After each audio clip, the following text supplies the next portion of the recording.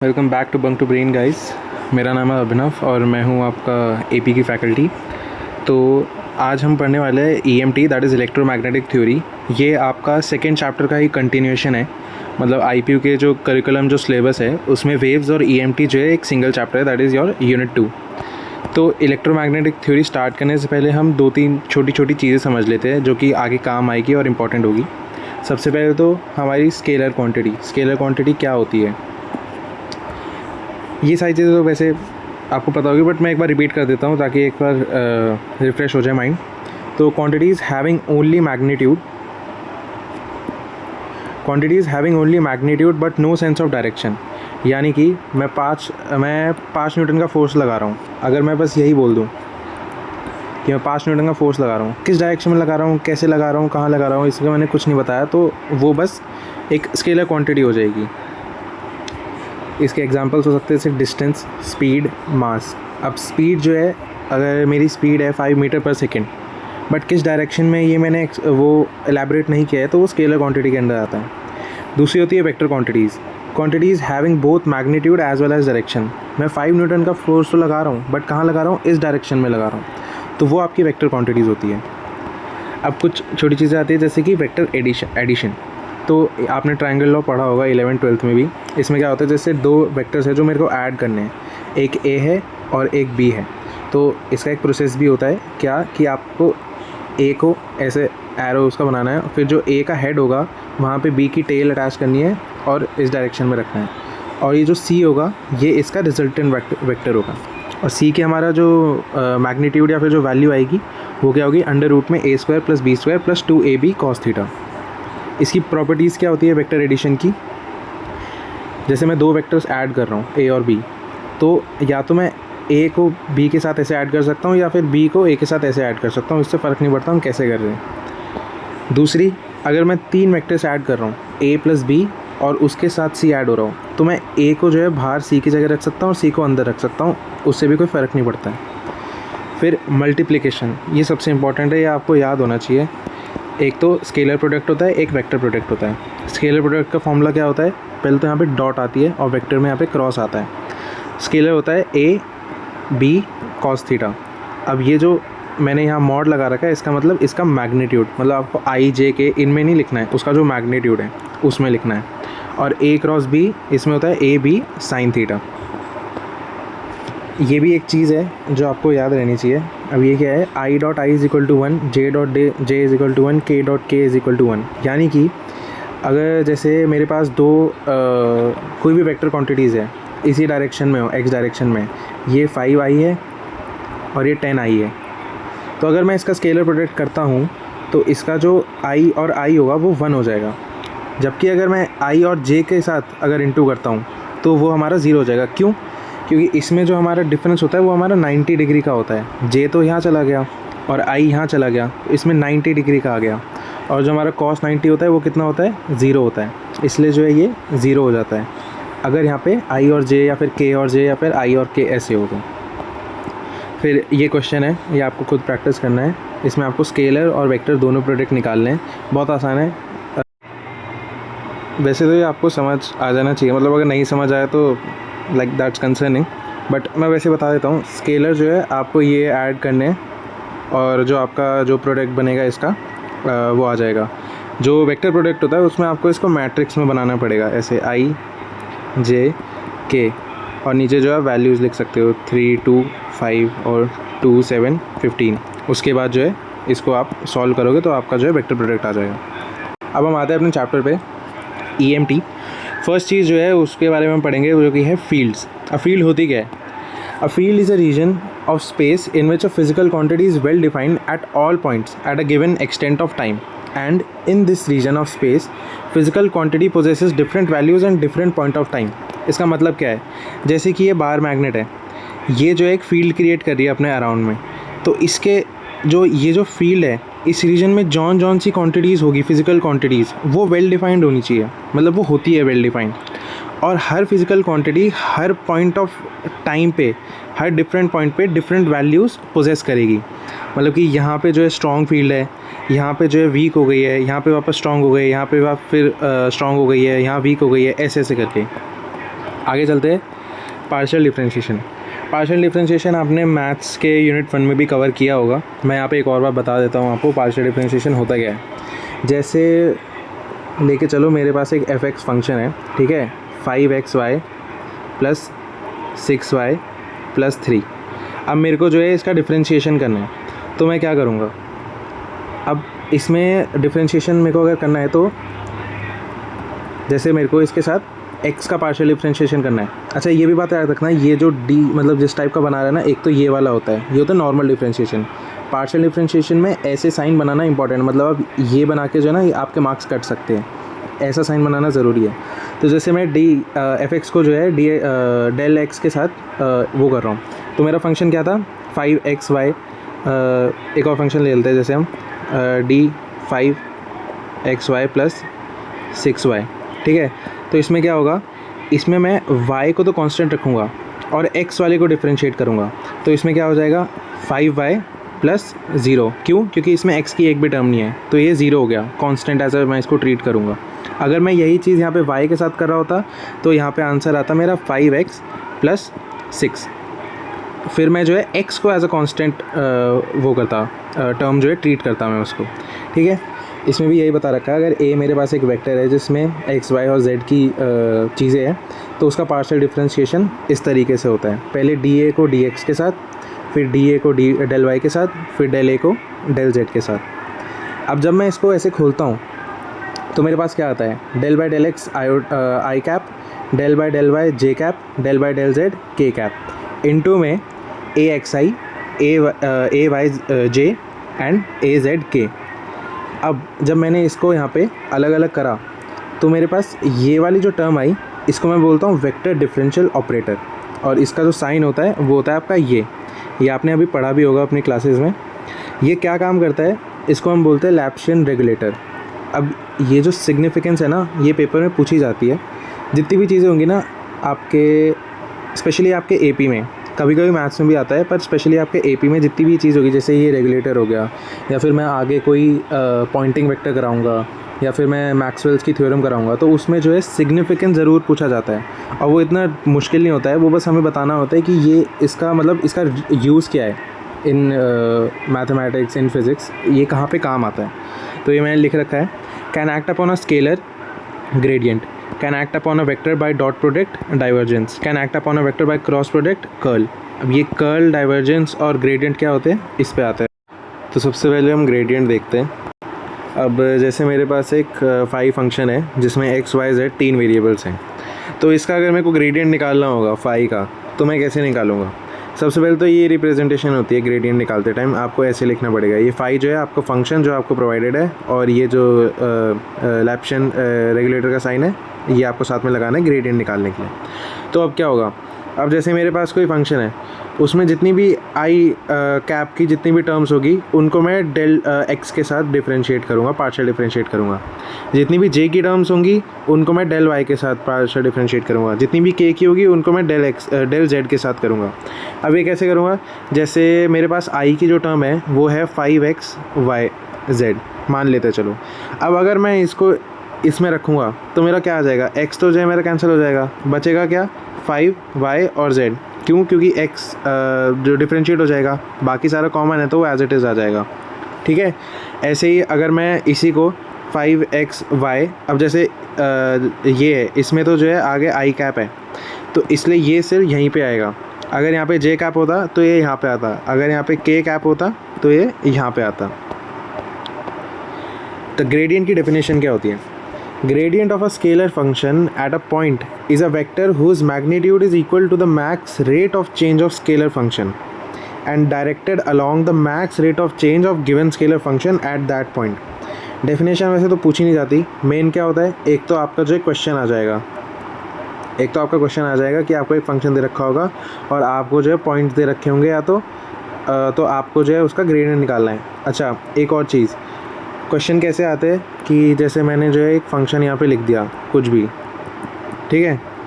अब मैं क्या बोलूँगा कि इस फंक्शन का जो है सिर्फ ये रिप्रेजेंटेशन होगी वहाँ पे। अब आपको ये ध्यान देना पड़ेगा, अगर यहाँ पे बीच में डॉट हुई तो मतलब डाइवर्जेंस। अगर यहाँ बीच में कुछ नहीं हुआ, बस ऐसे लिखा हुआ है, तो यानी कि ग्रेडियंट। और अगर यहाँ पे ऐसे हुई रिप्रेजेंटेशन, तो यानी कि कर्ल। तो ये आपका ग्रेडियंट है, ये आपका डाइवर्जेंस है, और ये आपका कर्ल है। ये बात ध्यान देनी है, मैं अभी दिखा भी दूंगा आपको क्वेश्चन कि कैसे आता है, ठीक है। अब आते हैं हम divergence of a vector. Divergence क्या होता है? Divergence is like a dot product of a vector quantity. तो जैसे मेरे पास एक वेक्टर ए है एक्स वाई जेड में, तो डाइवर्जेंस उसका क्या कहता है कि पूरे उसको, मतलब ये जो पूरी टर्म है, इसको मैं इस वाले में देखते हैं, हाँ। तो जो मेरी पूरी टर्म है उसको मैं यहाँ रखूँगा और डेल एक्स को वो करूँगा, डेल एक्स के साथ उसको डिफ्रेंशिएट करूँगा। फिर उसको जो उसमें जो वाई वाला कंपोनेंट होगा उसको रख के डेल वाई के साथ करूँगा। जो उसमें ए जेड यानी कि जेड वाले जितने भी कंपोनेंट होंगे उनको मैं डेल जेड के साथ रख के करूँगा। अब आगे क्या आता है? अच्छा, ये ना आप डाइवर्जेंस की एक सिग्निफिकेंस बता सकते हो। क्या होता है? जैसे ये एक बॉडी है, ठीक है, इसमें से जो है ना फ्लक्स आ रहा है, तो फ्लक्स कमिंग आउट और going in from this unit volume is called divergence. Flux क्या होता है?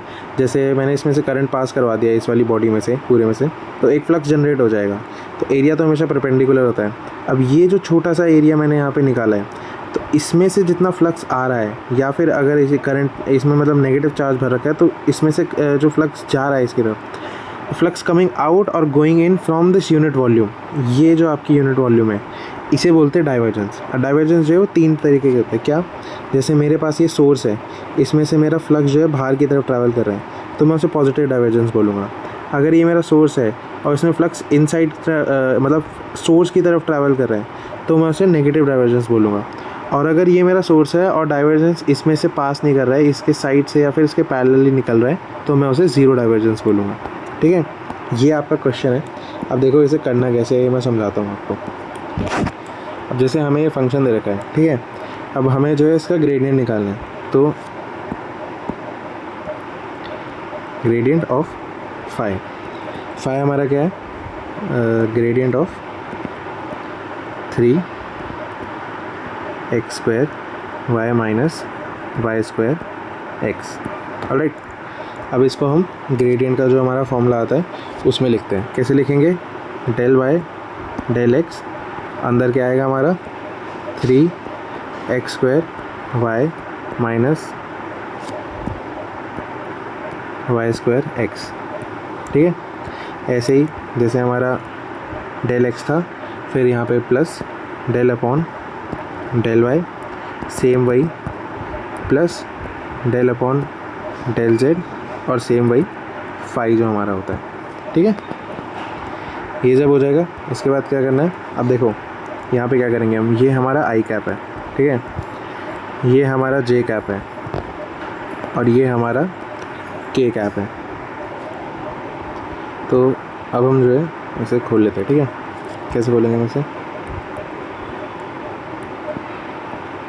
अब जो आप नॉर्मल जैसे आप पार्शियल डिफरेंशिएशन करते हो वैसे आपको करनी है।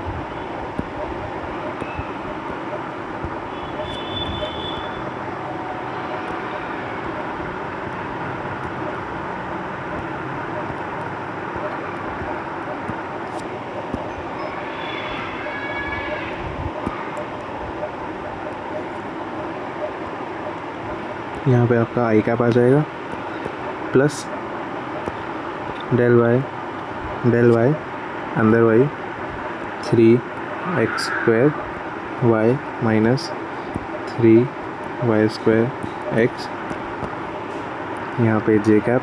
अब देखो ये जो होगा ना, ये आपका ज़ीरो हो जाएगा। क्यों ज़ीरो हो जाएगा? आप एक बार फाई का फंक्शन चेक करो, इसमें कहीं पे भी z नहीं है, यानी कि जो अगर हम इसको dz में रखेंगे इस वाले को, तो ये हम डेल z पे वो करेंगे इसको पार्शियल डिफरेंशिएट। अब इसमें z का फंक्शन है ही नहीं, तो ये पूरा का पूरा जो है कांस्टेंट हो जाएगा, और ये पूरा का पूरा ज़ीरो हो जाएगा। कांस्टेंट का डिफरेंशिएशन जो है वो ज़ीरो होता है, खाली कांस्टेंट का, ठीक है। अब जब हम इसको सॉल्व करेंगे तो ये क्या होगा? इसको पार्शियली सॉल्व करेंगे तो 3xy माइनस 3y², और ये जो है आपका आई कैप में होगा,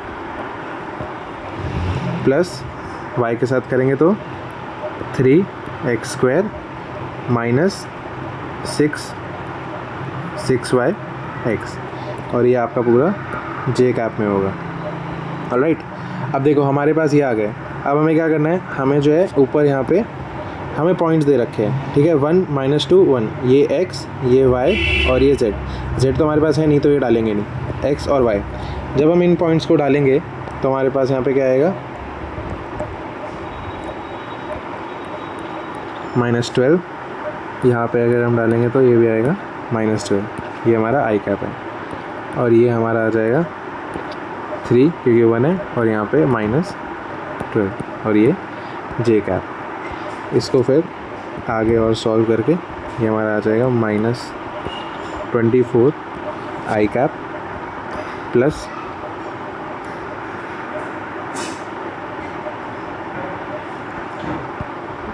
अच्छा वो -2 है ना, तो यहाँ पे भी प्लस होगा, ठीक है, ये प्लस 15 जे कैप, और ये हमारा आंसर हो जाएगा किसका, gradient of the given function. Alright, इसको मैं मार्क कर देता हूँ। अब देखो आपको ना ये मैंने एक क्वेश्चन अटैच कर रखा है यहाँ पे, इफ़ ये फंक्शन दे रखा है। देखो यहाँ पे देखोगे ना, ये सिर्फ नोटेशन दे रखी है, आपको बता नहीं रखा है कि आपको ग्रेडियंट निकालना है, डाइवर्जेंस निकालना है, फिर क्या निकालना है, और यहाँ पे आपको पॉइंट्स दे रखे हैं, तो ये आपको खुद फाइंड करना है, ठीक है। इसका आंसर जो है मैं आपको पीडीएफ में, इसमें तो अभी मैंने लिखा नहीं है, बट मैं अलग से पीडीएफ में लिख दूंगा इसका आंसर। आप पीडीएफ जो है वेबसाइट पे जाके देख सकते हो, जो भी यूट्यूब के नोट्स होंगे वो आपको वेबसाइट पे फ्री मिल जाएंगे। अगर आपको और मतलब यूट्यूब क्योंकि लिमिटेड टाइम होता है, इसलिए हम सिर्फ कॉन्सेप्ट्स कवर कर सकते हैं, but if you guys want to practise all of this questions तो हमारी वेबसाइट पे अलग से पेड नोट्स भी आपको मिल जाएंगे, तो you guys can check out the website, the link is in the description. अब हम डाइवर्जेंस पे आते हैं। डाइवर्जेंस मैंने ऊपर बताया था कैसे होता है डाइवर्जेंस। अब हम इसका निकालते हैं, कैसे करेंगे हम इसका, देखो इसमें भी आपको जो है ए या फिर मतलब ये आपको एक फंक्शन दे रखा है। अब इसमें कैसे निकालने हैं, हमें निकालनी है डाइवर्जेंस। डाइवर्जेंस का जो वो होता है, ये उसकी रिप्रेजेंटेशन होती है डाइवर्जेंस की। अब देखो डाइवर्जेंस में क्या करना होता है, हमें डेल ऑफ ए एक्स, एक second, del of A X को हमें डेल एक्स के साथ पार्शियल डिफरेंशिएट करना है, प्लस में डेल ऑफ ए वाई को हमें डेल वाई के साथ पार्शियल डिफरेंशिएट करना है, और प्लस में डेल ऑफ ए जेड को हमें जेड के साथ पार्शियल डिफरेंशिएट करना है। अब ये है क्या, देखो जो आई, जे और के होते हैं, ये हमारा एक्स, वाई और जेड डिनोट करते हैं। तो मैं यहाँ से वाई स्क्वायर उठाऊँगा और इसको जो है इसके साथ पार्शियल डिफरेंशिएट कर दूँगा। मैं यहाँ से ये वाली वैल्यू उठाऊँगा और इसके साथ पार्शियल डिफरेंशिएट कर दूँगा। मैं यहाँ से ये वाली वैल्यू उठाऊँगा और इसके साथ पार्शियल डिफरेंशिएट कर दूँगा। इसमें मैं आई कैप, जे कैप और के कैप अलग से नहीं लिखूँगा, ठीक है। तो एक बार इसको लिख लेते हैं।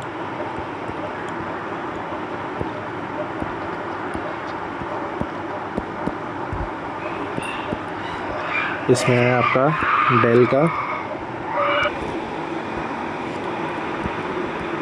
2x y plus Z square, और ये हमारा पार्शियल डिफरेंशिएशन हो रहा है y के साथ, और लास्ट हमारा आ जाएगा डेल ऑफ 2y z, और ये पार्शियल डिफरेंशिएट हो रहा है z के साथ। अब जब हम इसको आगे सॉल्व करेंगे तो हमारा यहाँ पे क्या आएगा, देखो ये तो आपका 0 हो गया, क्यों, क्योंकि यहाँ पे x की टर्म ही नहीं है, तो पूरा का पूरा कांस्टेंट हो जाएगा। हम यहाँ से लिखेंगे 2x और प्लस में ये आपका 0 हो जाएगा, क्योंकि इसमें भी कोई y की टर्म नहीं है, तो ये पूरा का पूरा कांस्टेंट हो जाएगा। और लास्ट वाले में क्या आएगा हमारा, लास्ट वाले में आएगा हमारा 2y, तो ये हमारा टोटल जो हो जाएगा 2x प्लस 2y।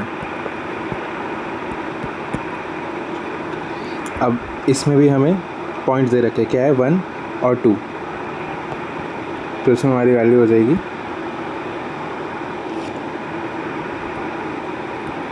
x 1 है और वो 2, तो यानी कि 4, तो टोटल हमारा आ गया 6।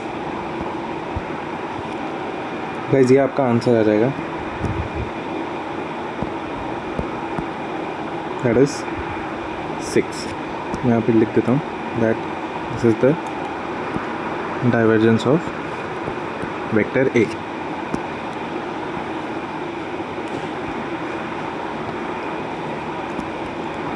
अब अगला हमारा जो आता है वो होता है कर्ल। कर्ल क्या होता है, जैसे हम ऊपर अभी डॉट प्रोडक्ट कर रहे थे, कर्ल जो है वो क्रॉस प्रोडक्ट होता है किसी भी वेक्टर के साथ। अब देखो यहाँ पे ये जो साइन है लैप्लासियन रेगुलेटर, ये कॉमन है तीनों में, बस ये बीच वाली चीज़ चेंज हो रही है। तो आपको ध्यान देना पड़ेगा क्वेश्चन में ये लिखा है या फिर क्वेश्चन में ये लिखा है या फिर क्वेश्चन में ये लिखा है, ध्यान से करना। कर्ल क्या होता है, बहुत आसान होता है, वेक्टर होता है, curl is always perpendicular to A, ठीक है ना। ये मैथमेटिकल नोटेशन है इसकी। और ये निकालते कैसे है, ऐसे मैट्रिक्स बनानी है, ठीक है, आई जे के, और यहाँ पे डेल बाय डेल एक्स किसका, जो भी ए है, del by del y of A and del by del z of A. यहाँ पे ए एक्स, ए वाई और ए जेड, और फिर जो है उनको जो है जो आपका मैट्रिक्स होता है कि इस वाले कॉलम को क्रॉस ये वाला इनटू और दोनों प्लस, फिर इस वाले को कैंसिल करके ये दोनों, फिर इस वाले को कैंसिल करके ये दोनों, जैसे आपका होता है जो आप डिटर्मिनेंट निकालते हो वैसे उसी मेथड का। अब ये वाला जो क्वेश्चन है इसको मैं आपके ऊपर छोड़ रहा हूँ, ठीक है, आप लोगों को खुद ट्राई करके देखना है। मैंने यहाँ पे फॉर्मूला दे रखा है एज इट इज़, ठीक है, इसको लगाना है। ए एक्स क्या है, जो भी आई कैप के साथ मैंने दे रखा है, यानी कि इसमें ये वाला पार्ट हो गया। ए वाई क्या है, ए वाई ये है, और ए जेड क्या है, ए जेड ये है। के कैप के साथ जो है वो ए जेड, जे कैप के साथ जो है वो ए वाई, आई कैप के साथ जो है वो आपका ए एक्स, ठीक है। Del by del X, del by del Y, del by del Z, ये जो है आपका, इसको आपको पूरे का निकालना है, ठीक है ना। ओके, अब इसका आंसर मैं यहाँ पे डाल दूँगा आपके लिए, ठीक है। अब ये आपके बहुत बहुत इंपॉर्टेंट टॉपिक्स हैं। ये आपकी एक तरह से डेरिवेशन यहाँ से स्टार्ट हो जाती है, ठीक है। ऊपर जो है वो सारा न्यूमेरिकल वाला पार्ट था जो आपका आते हैं क्वेश्चंस, यहाँ से आती है आपकी डेरिवेशंस, और ये आपको रट लेनी है। मतलब इसकी आप लिख के प्रैक्टिस कर लो, 3 से 4 बार सारी लिखोगे ना तो आपको समझ आ जाएगा, ठीक है। सबसे पहले दो जो है हमारी गॉस डाइवर्जेंस थ्योरम और एक है स्टोक्स थ्योरम। ये एक तरह से टूल की तरह हेल्प आती है। दूसरी जो आगे मैक्सवेल की जो थ्योरम आएगी उसमें एज अ टूल वर्क करती है। तो ये क्या होता है, आपने देखा होगा 2 इंटीग्रल होते हैं। जैसे मेरे पास कोई भी ये एक शेप है, अब मेरे को जो है इसको यहाँ से लेके यहाँ तक इंटीग्रेट करना है, या फिर मेरे को ये एरिया इंटीग्रेट करना है। तो अगर मेरे को बाई चांस जैसे सिर्फ ये वाला एरिया इंटीग्रेट करना है, तो मैं उसमें क्या करता हूँ, मैं उसे सरफेस इंटीग्रल करता हूँ। इसकी नोटेशन होती है ऐसे, ये इंटीग्रेशन का साइन और नीचे एस लिखा होता है। अगर मेरे पास जैसे फॉर सपोज़ ये सिलेंडर है और मेरे को इसको यहाँ से लेके इस वॉल्यूम तक जो है V1 से लेके V2 तक इंटीग्रेट करना है, उसे बोलते हैं वॉल्यूम इंटीग्रल। ये ऐसे साइन और यहाँ नीचे V लिखा होता है। तो अगर मेरे पास कहीं इक्वेशन में सरफेस इंटीग्रल है और मुझे उसको वॉल्यूम इंटीग्रल में चेंज करना है, तो हमारी गॉस डाइवर्जेंस थ्योरम काम आती है। कैसे, the surface integral of A, यानी कि कोई भी वेक्टर है A, taken over the surface S is equal to the volume integral of the divergence of vector A over any volume V. इसका क्या मतलब है, जैसे ये मेरी एक इंटीग्रेशन हो रही है, सरफेस इंटीग्रेशन ऑफ वेक्टर ए, ठीक है। यहाँ पे मैं क्या लिखूँगा, डी एस लिखूँगा। अब अगर मुझे इसको वॉल्यूम इंटीग्रल में चेंज करना है तो मैं क्या करूँगा, जो भी मेरा वेक्टर ए है मैं उसकी डाइवर्जेंस का इंटीग्रेशन कर दूँगा तो वो मेरा वॉल्यूम आ जाएगा, ठीक है। अगली जो थ्योरम आती है हमारे पास वो है स्टोक्स थ्योरम। स्टोक्स थ्योरम में क्या होता है, it relates to the line integral of a surface integral to a surface integral over any surface of which the line integral path is a boundary. मतलब क्या है, जैसे मैं अभी ऊपर समझा रहा था कि मेरे को अगर सरफेस से किसी वॉल्यूम में जाना है तो मैं जो है गॉस डाइवर्जेंस थ्योरम यूज़ करता हूँ। अब जैसे मुझे कोई लाइन इंटीग्रल है, उससे मेरे को अगर किसी सरफेस इंटीग्रल पे जाना है तो मैं अपनी स्टोक्स थ्योरम यूज़ करूँगा। कैसे, जैसे कोई मेरा लाइन इंटीग्रल हो रहा है, ठीक है, ये वो होता है साइन होता है लाइन इंटीग्रल का। क्या होता है, कोई भी वेक्टर है जिसका मैं लाइन इंटीग्रल कर रहा हूँ, अब मेरे को जो है उसको सरफेस उसमें चाहिए, तो मैं क्या करूँगा, मैं जो है कर्ल, उस वेक्टर का जो कर्ल है वो निकालूंगा। यहाँ पे आपका क्रॉस आ जाएगा, ठीक है ना। ये मैंने बस क्योंकि इंटू हो रहा है इसलिए मैंने यहाँ पे दिखा रखा है, बट कर्ल जो है वो क्रॉस प्रोडक्ट होता है। तो मैं उस वाले वेक्टर का कर्ल निकालूंगा और वो जो है सरफेस इंटीग्रल मेरे को दे देगा। और अगर मेरे को सरफेस से फिर उसमें जाना है तो मैं क्या करूँगा, इस कर्ल के आगे भी डाइवर्जेंस कर दूंगा। तो पहले मैं इसका कर्ल निकालूंगा, फिर जो उसका आंसर आएगा उसका मैं डाइवर्जेंस निकाल दूंगा, तो मैं वॉल्यूम में भी जा सकता हूँ। बट ऐसा क्वेश्चन आता नहीं है, ये सिर्फ आपको मतलब ये बताने के लिए आ सकता है, आप बता सकते हो, इसकी स्टेटमेंट ज़रूर याद रखना, ठीक है ना। और ये आगे अभी यूज़ होंगी आपकी, मतलब इसमें एज इट इज़ नहीं आएगी, ठीक है। अब आते हैं मैक्सवेल इक्वेशन पे। मैक्सवेल इक्वेशन क्या कहती है अपनी? तो पहले तो मैं आपको जो है एक ओवरव्यू दे देता हूँ मैक्सवेल में एक्चुअली है क्या। तो ये एक सबसे इम्पॉर्टेंट टॉपिक है इस चैप्टर का, और इसमें से ही मैक्सिमम क्वेश्चंस आते हैं। मैं आपको एक ट्रिक भी बताऊंगा, या फिर एक पॉइंट बताऊंगा जो कि शायद मैंने गलती करी थी और आप ना करें तो आपके लिए बेटर रहेगा। तो मैक्सवेल में जो है 4 जो है सब इक्वेशंस आती है। एक है आपकी गॉस की इलेक्ट्रोस्टैटिक्स की, गॉस एक law for magnetostatics, Faraday's law for EMI, और एम्पियर्स लॉ। अब इसमें है क्या, जैसे ये let's say Gauss law for electrostatics हम पढ़ रहे हैं। अब इसमें मैंने एक तो इसमें 2 फॉर्म्स आती है कोई भी इक्वेशन की। एक होती है इंटीग्रल फॉर्म, जहाँ पे इंटीग्रेशन हो रही होती है। एक होती है डिफरेंशियल फॉर्म, डेल वाली। ये दोनों आपको इंडिविजुअली याद करनी है। अब मैंने क्या गलती करी थी जो कि आपको नहीं करनी चाहिए। मैं आपको जब पढ़ाऊँगा ना तो एक फ़्लो में पढ़ाऊँगा। एक फ़्लो क्या होगा कि अगर आप गॉस से स्टार्ट कर रहे हो तो आप बीच में से शायद आपको एक चीज़ उठाने में मुश्किल होगी। जैसे लेट्स से मैंने आपसे मैक्सवेल इक्वेशन का क्वेश्चन पूछा, ड्राइव द इंटीग्रल फॉर्म या फिर drive the differential form for Ampere's law. अब मैं आपको पढ़ाऊँगा स्टार्टिंग से मैक्सवेल इक्वेशन, तो आपका ना एक फ़्लो बनेगा। तो या तो पेपर में अब आपको गॉस लॉ से याद करना पड़ेगा सब कुछ, कि पहले मैंने ये करा था, फिर ये करा था, फिर ये करा था। तो ऐसा ना हो, इसलिए इसको वीडियो के साथ पढ़ते पढ़ते अलग से कॉपी में अलग अलग भी लिखना, मतलब इंडिविजुअली भी आपको ये सारी इक्वेशंस जो है याद होनी चाहिए। मतलब ऐसा ना हो कि आप डिपेंडेंट हो पिछले वाली इक्वेशन की, पहले ये याद आएगी तभी मेरे को दूसरी वाली याद आएगी। तो गॉस लॉ से स्टार्ट करते हैं। गॉस, ये सारे लॉ आप पहले ही पढ़ चुके हो, बहुत ईजी है, बस उसका थोड़ा सा मॉडिफाइड वर्जन है, तो ज़्यादा दिक्कत आएगी नहीं। तो गॉस लॉ इन इलेक्ट्रोस्टैटिक्स कहता क्या है? The electric flux through any close surface is equal to the 1/ε times the total charge enclose by the surface. ये भी आपने पढ़ा है। जैसे ये एक क्लोज सरफेस है, इसमें मेरा Q0, Q1 और Q2 है माइनस। अब इसके अंदर से फ्लक्स कितना निकल रहा होगा, वो क्या होता है, इसका टोटल चार्ज जितना भी है, तो Q0 plus Q1 plus minus Q2, ये अपॉन में एप्सिलॉन नॉट, ये मेरा टोटल फ्लक्स होगा जो इस बॉडी से निकल रहा होगा। ये बोलता है गॉस लॉ इलेक्ट्रोस्टैटिक्स में, ठीक है। ये इसकी इंटीग्रल फॉर्म है, ये आपको याद रखनी है, ये इंडिविजुअल याद रखनी है, ये याद रखना बातें, क्योंकि बहुत दिक्कत होती है। मैं आपको क्वेश्चंस भी दिखा दूंगा आगे कि कैसे कैसे आते हैं, ठीक है। अब हम इसकी डिफरेंशियल फॉर्म निकालते हैं। तो हमने सबसे पहले क्या एज्यूम किया कि ये जो हमारा चार्ज है, Q जो चार्ज है, ये जो सरफेस में एनक्लोज है वो एक कंटिन्यूस चार्ज डिस्ट्रीब्यूशन है। मतलब अगर ये सरफेस है तो इसमें जो रो वो है, हमारी जो सरफेस है उस पूरे रो में ये चार्ज जो है इक्वली डिस्ट्रीब्यूटेड है। तो हमारी इक्वेशन आगे कैसे बनेगी, तो मैं Q को क्या लिख सकता हूँ, Q इज़ सरफेस में वॉल्यूम में इक्वली डिस्ट्रीब्यूटेड है। अब मैं अगर इसको इक्वेशन इंटीग्रल वाली इक्वेशन में अगर मैं इसको रखूँगा तो मेरा क्या आएगा, यहाँ पे integration surface electric field dot ds, epsilon not बाहर आ गया क्योंकि एप्सिलॉन नॉट कांस्टेंट है, और Q की जगह मैंने रख दिया वॉल्यूम में रो dv। अब जो मैंने ऊपर आपको बताया था, देखो मेरे पास क्या है, सरफेस और वॉल्यूम है, तो हम क्या यूज़ करेंगे, हम यूज़ करेंगे Gauss divergence theorem.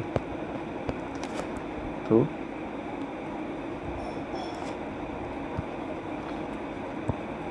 Through Gauss divergence theorem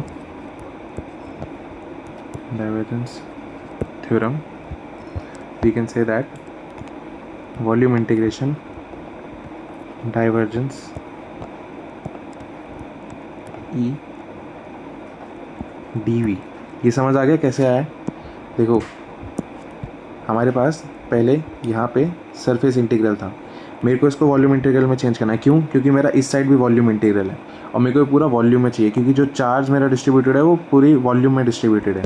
तो मैंने यहाँ पे क्या किया है, डाइवर्जेंस से इंटू कर दिया E को, तो ये ds जो है dv में चेंज हो गया है, और यहाँ पे जो इंटीग्रेशन s में हो रही थी अब ये इंटीग्रेशन v में हो रही है, और यहाँ पे जो है वो मेरा सेम ही रहेगा 1/ε0 इंटीग्रेशन रो डी. अब मैं इसको थोड़ा सा इधर उधर करूँगा, integration of v divergence e minus 1/ε0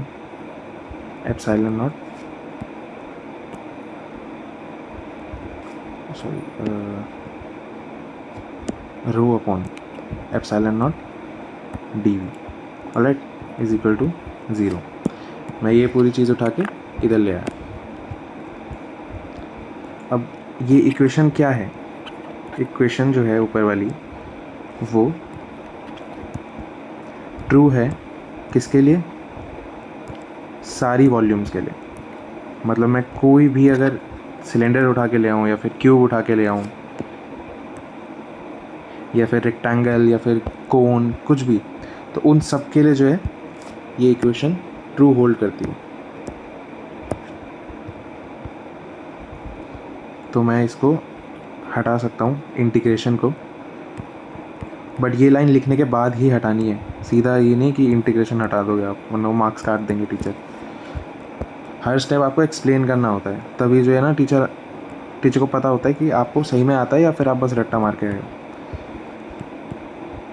मैं इधर ले जाऊंगा फिर इसको ε0 को. और डाइवर्जेंस जो है इसको मैं कैसे लिख सकता हूँ? रेगुलेटर रख के यहाँ पे. और अब ये जो हमारी फॉर्म है, this is our differential form for Gauss law in electrostatic.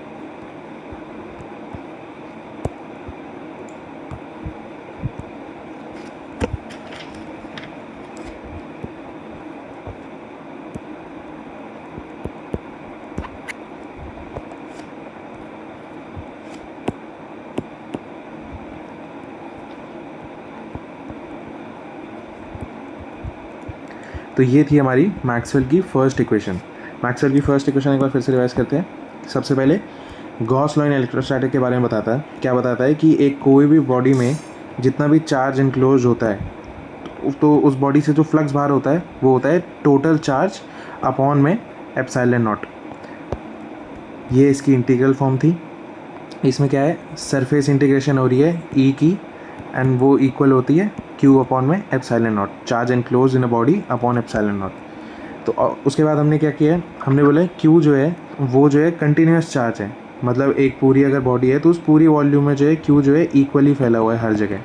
तो उससे हम लिख सकते हैं क्यू इज़ रो, मतलब कि जो पूरी जो डेंसिटी है उस बॉडी की, जो वॉल्यूम है उसमें वो पूरा फैला हुआ है.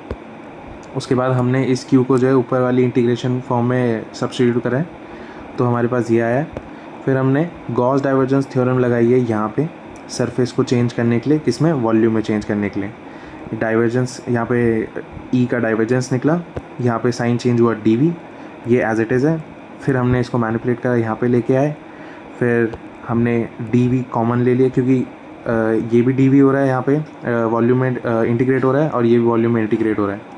उसके बाद अब हमने यहाँ पे एक स्टेटमेंट लिखी, अब equation is true for all volume. मतलब अगर मेरे पास ये है या फिर ये है या फिर ये है, तो इन सब के लिए जो है ये फॉर्मूला जो है ट्रू होल्ड करता है. अगर ऐसा है तो हमारी जो इक्वेशन होगी वो इसमें आ जाएगी रिड्यूस होके. मतलब यहाँ पे वॉल्यूम इंटीग्रेशन हट जाएगा और हमारा आ जाएगा divergence E minus rho upon ε0. फिर डाइवर्जेंस को हम लिख सकते हैं लैप्शियन रेगुलेटर यहाँ पे असाइन करके, और ये हमारी लास्ट में आ जाएगी डिफरेंशियल फॉर्म. अब आपको डिफरेंशियल फॉर्म, ये इंटीग्रल फॉर्म और ये जो सारी चीज़ें मैंने लिखी है, divergence theorem, above equation true holds, और स्पेशली ये चार्ज एनक्लोज इन, ये इसकी सिग्निफिकेंस है. क्या सिग्निफिकेंस है? ये जो इलेक्ट्रोस्टैटिक का लॉ है पहला, मैक्सवेल की फर्स्ट इक्वेशन जो है, ये इसकी सिग्निफिकेंस है कि ये electric flux through any close surface बताता है, जो कि 1/ε0 टाइम्स होती है टोटल चार्ज के. ये आपको याद होनी चाहिए. अगर उसने पूछा कि tell the significance of first Maxwell equation, तो आपको ये लिखनी है. उसके बाद आपको लिखना है that this equation holds true for all volume, और उसके बाद आपको इंटीग्रल फॉर्म बतानी है और डिफरेंशियल फॉर्म बतानी है. अब हम आगे चलते हैं. अगला है गॉस लॉ फॉर मैग्नेटोस्टैटिक्स. ये सबसे आसान है, सबसे आसान, बस इतना सा है और कुछ नहीं है. The law states that the net magnetic flux through any closed Gaussian surface is always zero. मतलब कि अगर ये मेरी बॉडी है और इसमें से कोई करंट फ्लो हो रहा है इस बॉडी में, या फिर कोई चार्ज है, तो इसमें से जो मैग्नेटिक फ्लक्स मेरा बाहर जाएगा इस बॉडी में से, वो हमेशा ज़ीरो होगा। तो इसकी इंटीग्रल फॉर्म क्या कहती है? फ्लक्स, मैग्नेटिक फ्लक्स, ये होता है मैग्नेटिक फ्लक्स का प्रेजेंटेशन। ठीक है, magnetic flux through a body, उसकी इंटीग्रेशन जो है B.ds, मतलब उस सरफेस में से जो जितना भी वो जा रहा है फ्लक्स, वो हमेशा ज़ीरो के इक्वल होगा। तो अगर इसमें मैं अब गॉस डाइवर्जेंस थ्योरम लगाऊं, क्योंकि ये तो जो है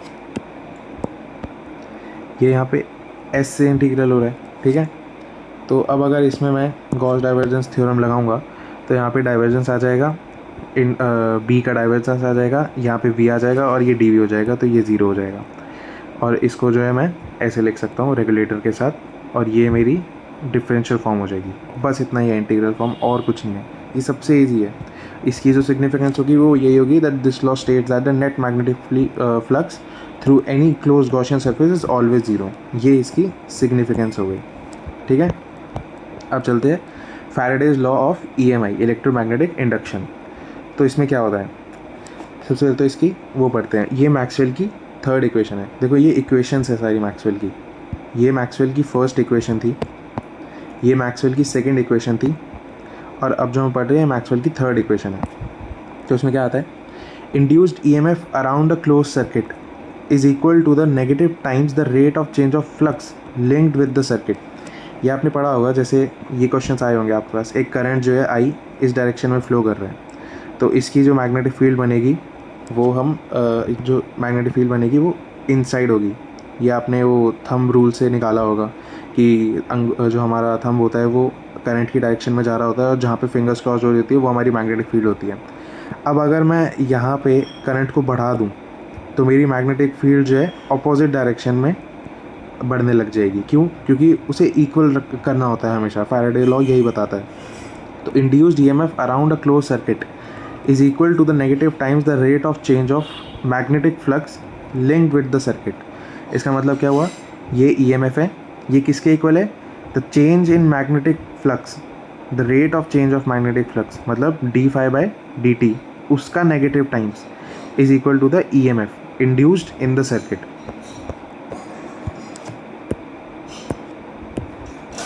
अब इसमें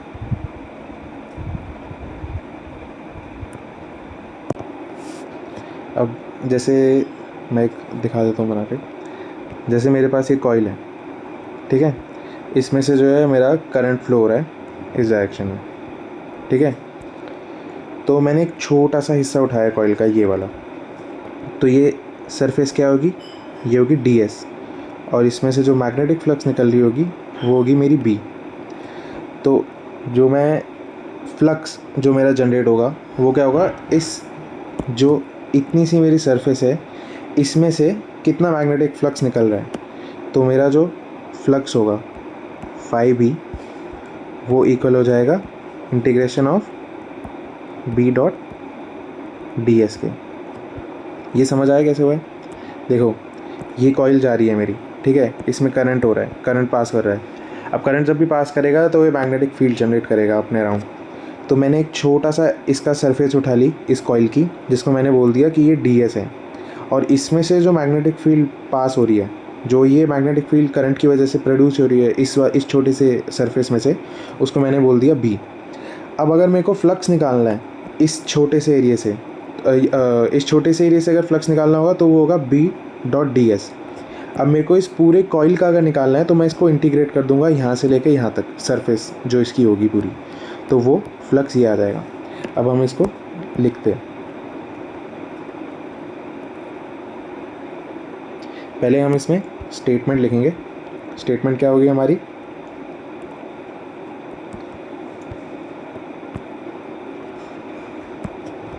let's take a current carrying coil, और जो करंट होगा इसमें मैं यहाँ लिख देता हूँ वो होगा हमारा I, and that coil is producing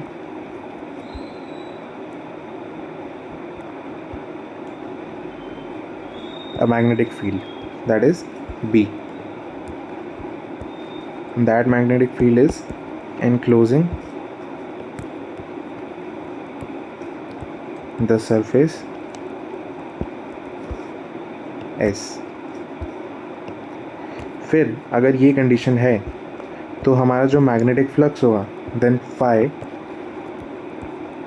जो लिंक्ड होगा हमारा किससे, विद द एरिया ए, ये हमारा इक्वल होगा flux integration of B dot D S. Alright, मैं यहाँ पे लिख देता हूँ कि this is our magnetic flux.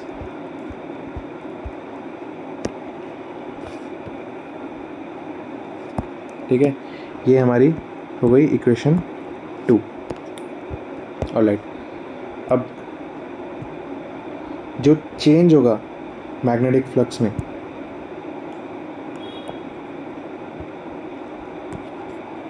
The change in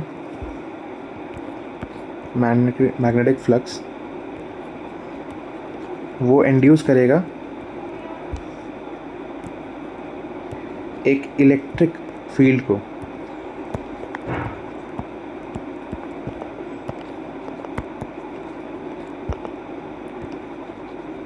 और वो जो फील्ड होगी एंड दैट फील्ड वो मैं रिप्रेजेंट कर सकता हूँ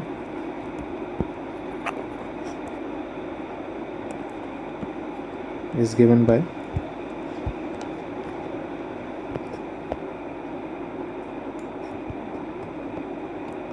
ये EMF E डॉट DL. अब देखो आपको आइडिया लग रहा होगा कि यहाँ पे क्या आएगा. अब यहाँ पे लाइन इंटीग्रल आ गया मेरा, तो मैं इसको सरफेस इंटीग्रल में चेंज करने की कोशिश करूँगा बाद में.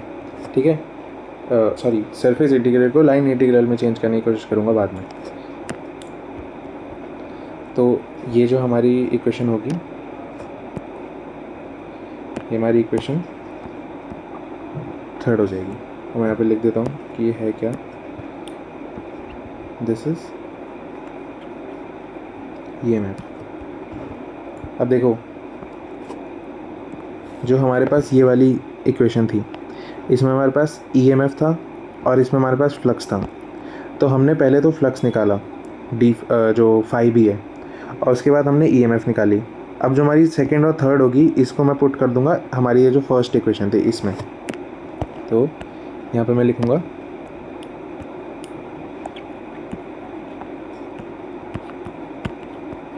Substitute second and third in first. तो हमारा फिर क्या बनेगा, E dot DL is equal to minus times क्या है, मेरे को अब d5 को चेंज करना है. तो क्योंकि ये अभी मैं समझाता हूँ इसका क्या मतलब है. देखो यहाँ पे जो है डिफ्रेंशिएशन हो रहा है फाई का. मैंने यहाँ से बस फाई निकाला है. फाई क्या है हमारा, b into B dot D S. तो यहाँ पे जो अब पहले यहाँ पे तो ये डिफ्रेंशिएट हो रहा था, यहाँ पे तो बिल्कुल रेट निकल रहा था हमारा फ्लक्स का. बट यहाँ पे जो है हम इसको चेंज कर देंगे कैसे, तो यहाँ पे जो है ये हमारा पार्शियली डिफ्रेंशिएट हो जाएगा. ठीक है, अब ये जो हमारी इक्वेशन बनेगी ये होगी हमारी इंटीग्रल फॉर्म.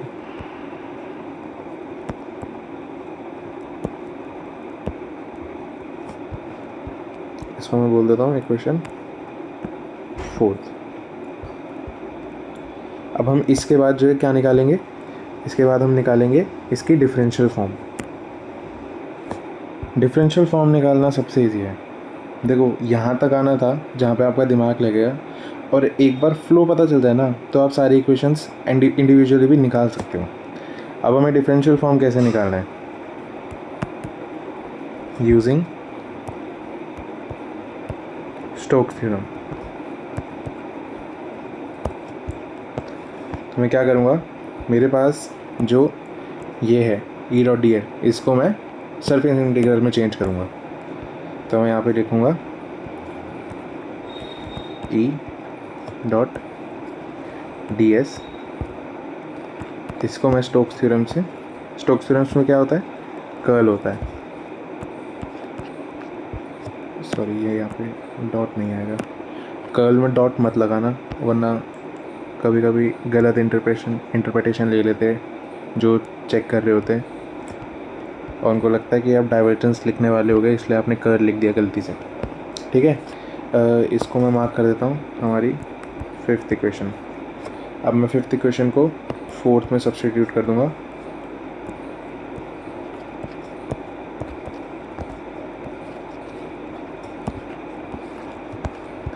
तो हमारा क्या आ जाएगा, surface integral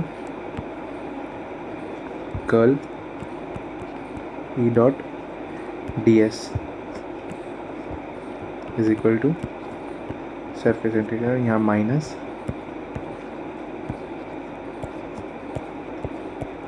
T dot D s. अब डिफरेंशियल फॉर्म में क्या करना होता है, बस जितने भी आपके जो इंटीग्रल के साइन है उनको बस सिंपली हटा दो। तो कैसे हो जाएगी डिफरेंशियल फॉर्म आपकी, curl E minus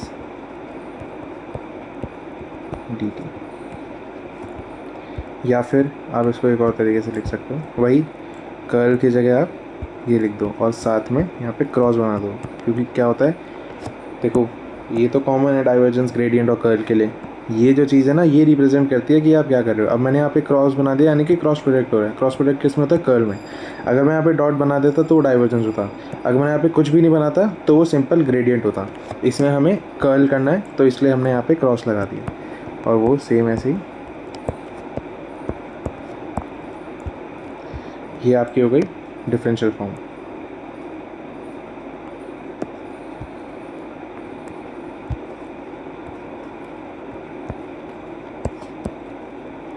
differential form 3rd equation.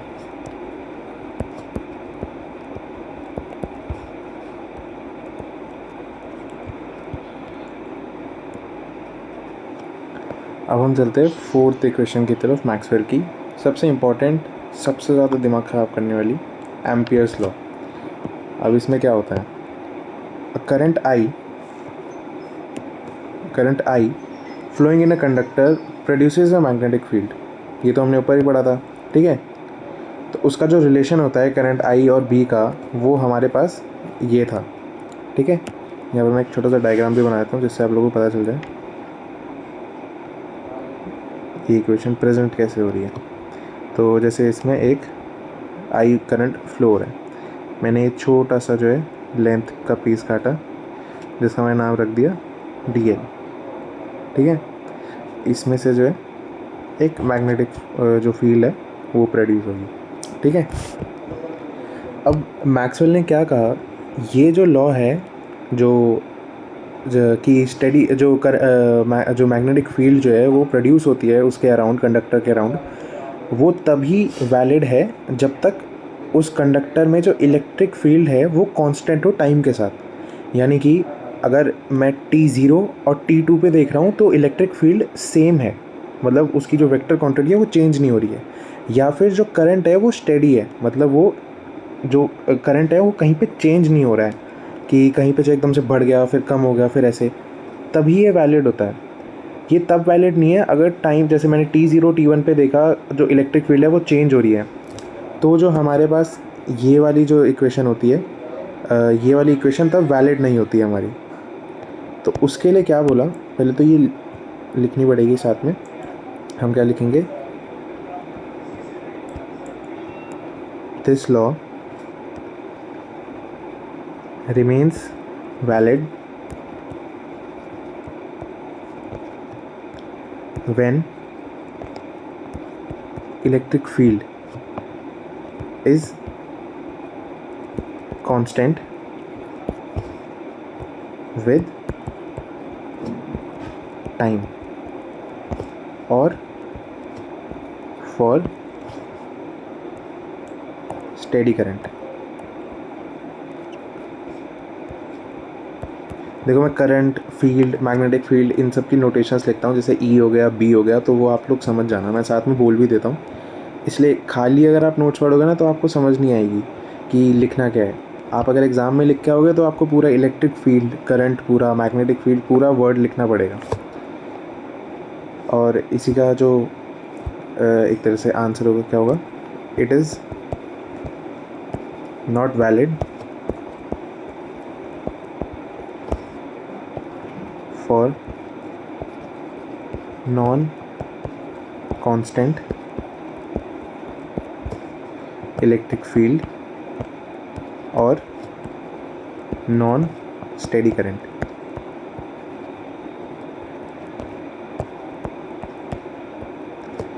अब आगे क्या होता है? आगे जो है मैक्सवेल प्रपोज करता है एक मॉडिफाइड एम्पियर लॉ। उसमें क्या बोलता है वो? To make this law valid for every case, Maxwell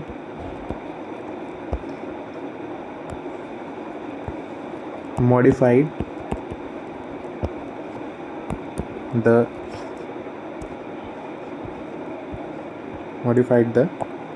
Ampere law by saying that just by changing magnetic field, it produces electric field and vice versa। तो जो ये चेंजिंग इलेक्ट्रिक फील्ड है,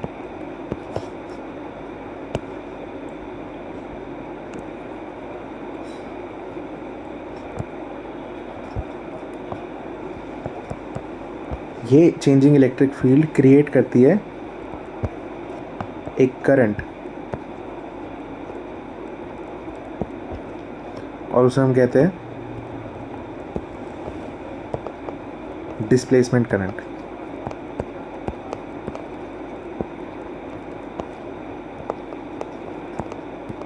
displacement current, ठीक है।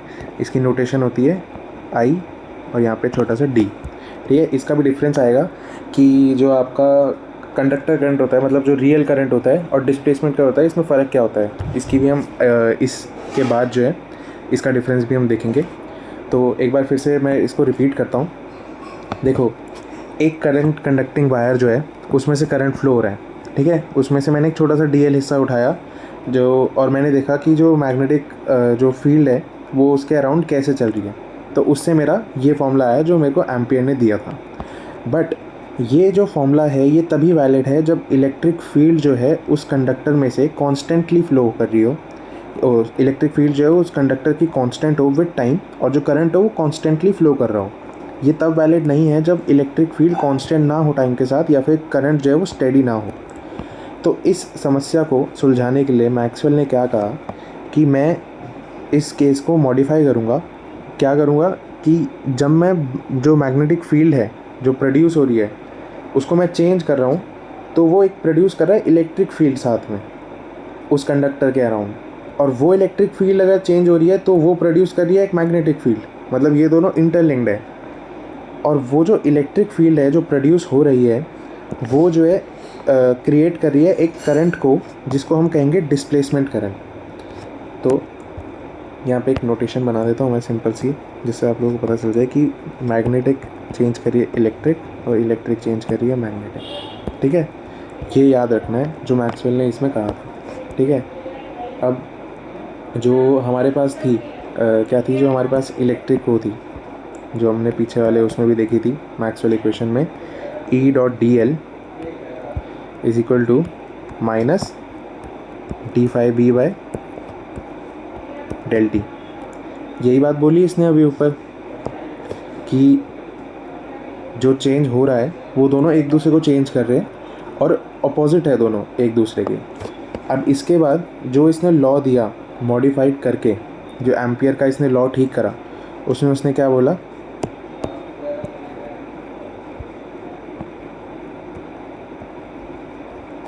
P dot D L is equal to, पहले mu naught I था, अब इसने क्या बोल दिया, mu naught I plus I D, यानी कि डिस्प्लेसमेंट करंट जो प्रोड्यूस हो रहा है। ये जो हमारी चीज़ है ये है मॉडिफाइड एम्पियर्स लॉ। ठीक है, as propose by who, Maxwell. अब इसमें जो हमारा आईडी है, आईडी का भी फॉर्मूला होता है। आईडी क्या होता है हमारा, I D is equal to epsilon naught. क्योंकि ये इलेक्ट्रिक फील्ड की चेंज की वजह से हो रहा है तो हम क्या करेंगे, जो इलेक्ट्रिक फील्ड का चेंज है, फ्लक्स जो है, उसकी वजह से ये आईडी प्रोड्यूस होता है। ठीक है, इसको भी मैं मार्क कर देता हूँ। ऑलराइट, अब अगर मैं इस आईडी की वैल्यू इसमें पुट करूँगा तो मेरे पास क्या आ जाएगा, मेरे पास आ जाएगा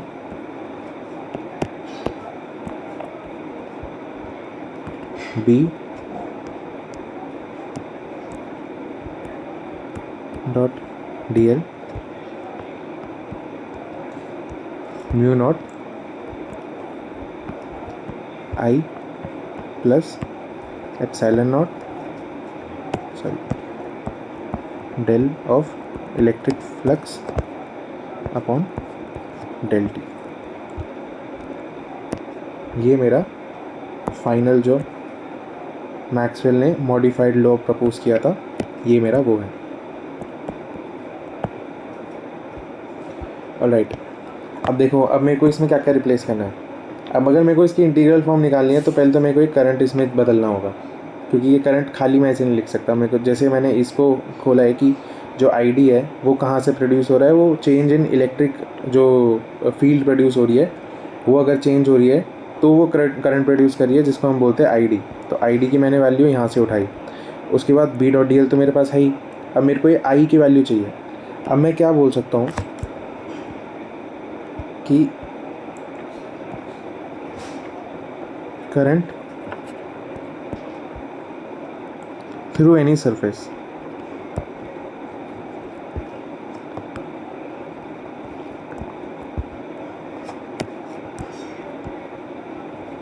through any surface S is the flux of current density of vector। इसका क्या मतलब है, जैसे मेरे पास ये एक सरफेस है, इसमें से जो है मेरे पास इसमें आई करंट है, तो उसको मैं क्या बोल सकता हूँ कि इस पूरे सरफेस में जो भी इसकी करंट डेंसिटी होगी, मतलब करंट जितना भी फैला हुआ होगा, उसको मैं लिख सकता हूँ आई के इक्वल, मतलब जो करंट जो है उस बॉडी में प्रेजेंट है। तो इसको मैं कैसे लिखूँगा, जो हमारा आई है वो इंटीग्रेशन हो जाएगी जे, दैट इज़ करंट डेंसिटी, और ये भी वेक्टर होती है, और डी एस।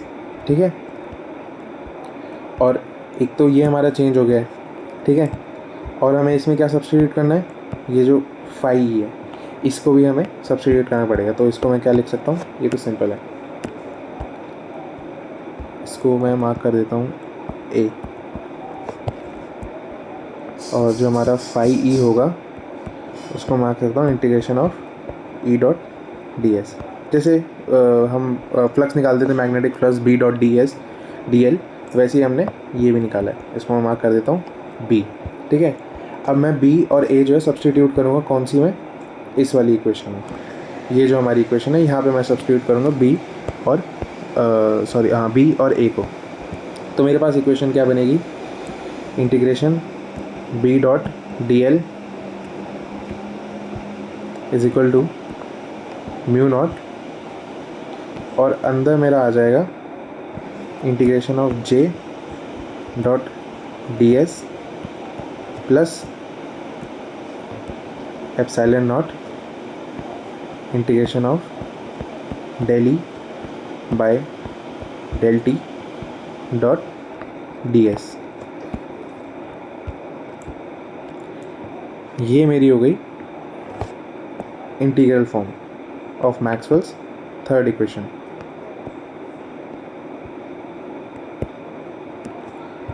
आप चाहो ना तो ये डी एस को जो है यहाँ से बाहर निकाल के यहाँ कॉमन भी लिख सकते हो, वो जैसा मन करे आपका वैसे लिख सकते हो, सेम ही रहेगा वो। तो हो जाएगी integral form of Maxwell fourth equation. अब वही स्टोक थ्योरम यूज़ करके हम इसकी डिफरेंशियल फॉर्म निकाल देंगे। That is the easiest part.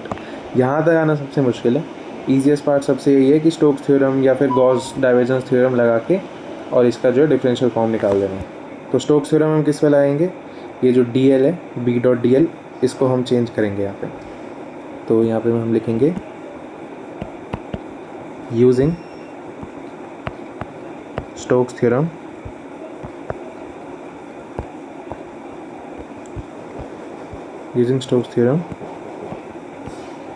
b dot D L can be written as, किस में चेंज होता है, ये सरफेस में चेंज होता है, curl B D S. Right, इसको मैं कहाँ पे डाल दूँगा वापस, जो हमारी ये इंटीग्रल फॉर्म थी। मैं आपको कॉमन वाली इस बार लिख के दिखा देता हूँ जिससे आप लोगों को पता चल जाए कि कैसे लिखना है। Curl B D s is equal to mu naught, तो बाहर ही है, यहाँ पे आ जाएगा J plus epsilon naught del E by del t, और बाहर मेरा आ जाएगा डी एस। और इसको हम कैसे लिख सकते हैं एक और तरीके से, जो इसकी डिफरेंशियल फॉर्म होगी वो होगी क्लैप्शन regulator B mu naught J plus epsilon naught del E by del t. यहाँ पे आप ऐसे भी लिख सकते हो या फिर यहाँ पे खाली कर्ल भी लिख सकते हो, वो जैसे आपका मन करे। ये हमारी हो गई डिफरेंशियल फॉर्म।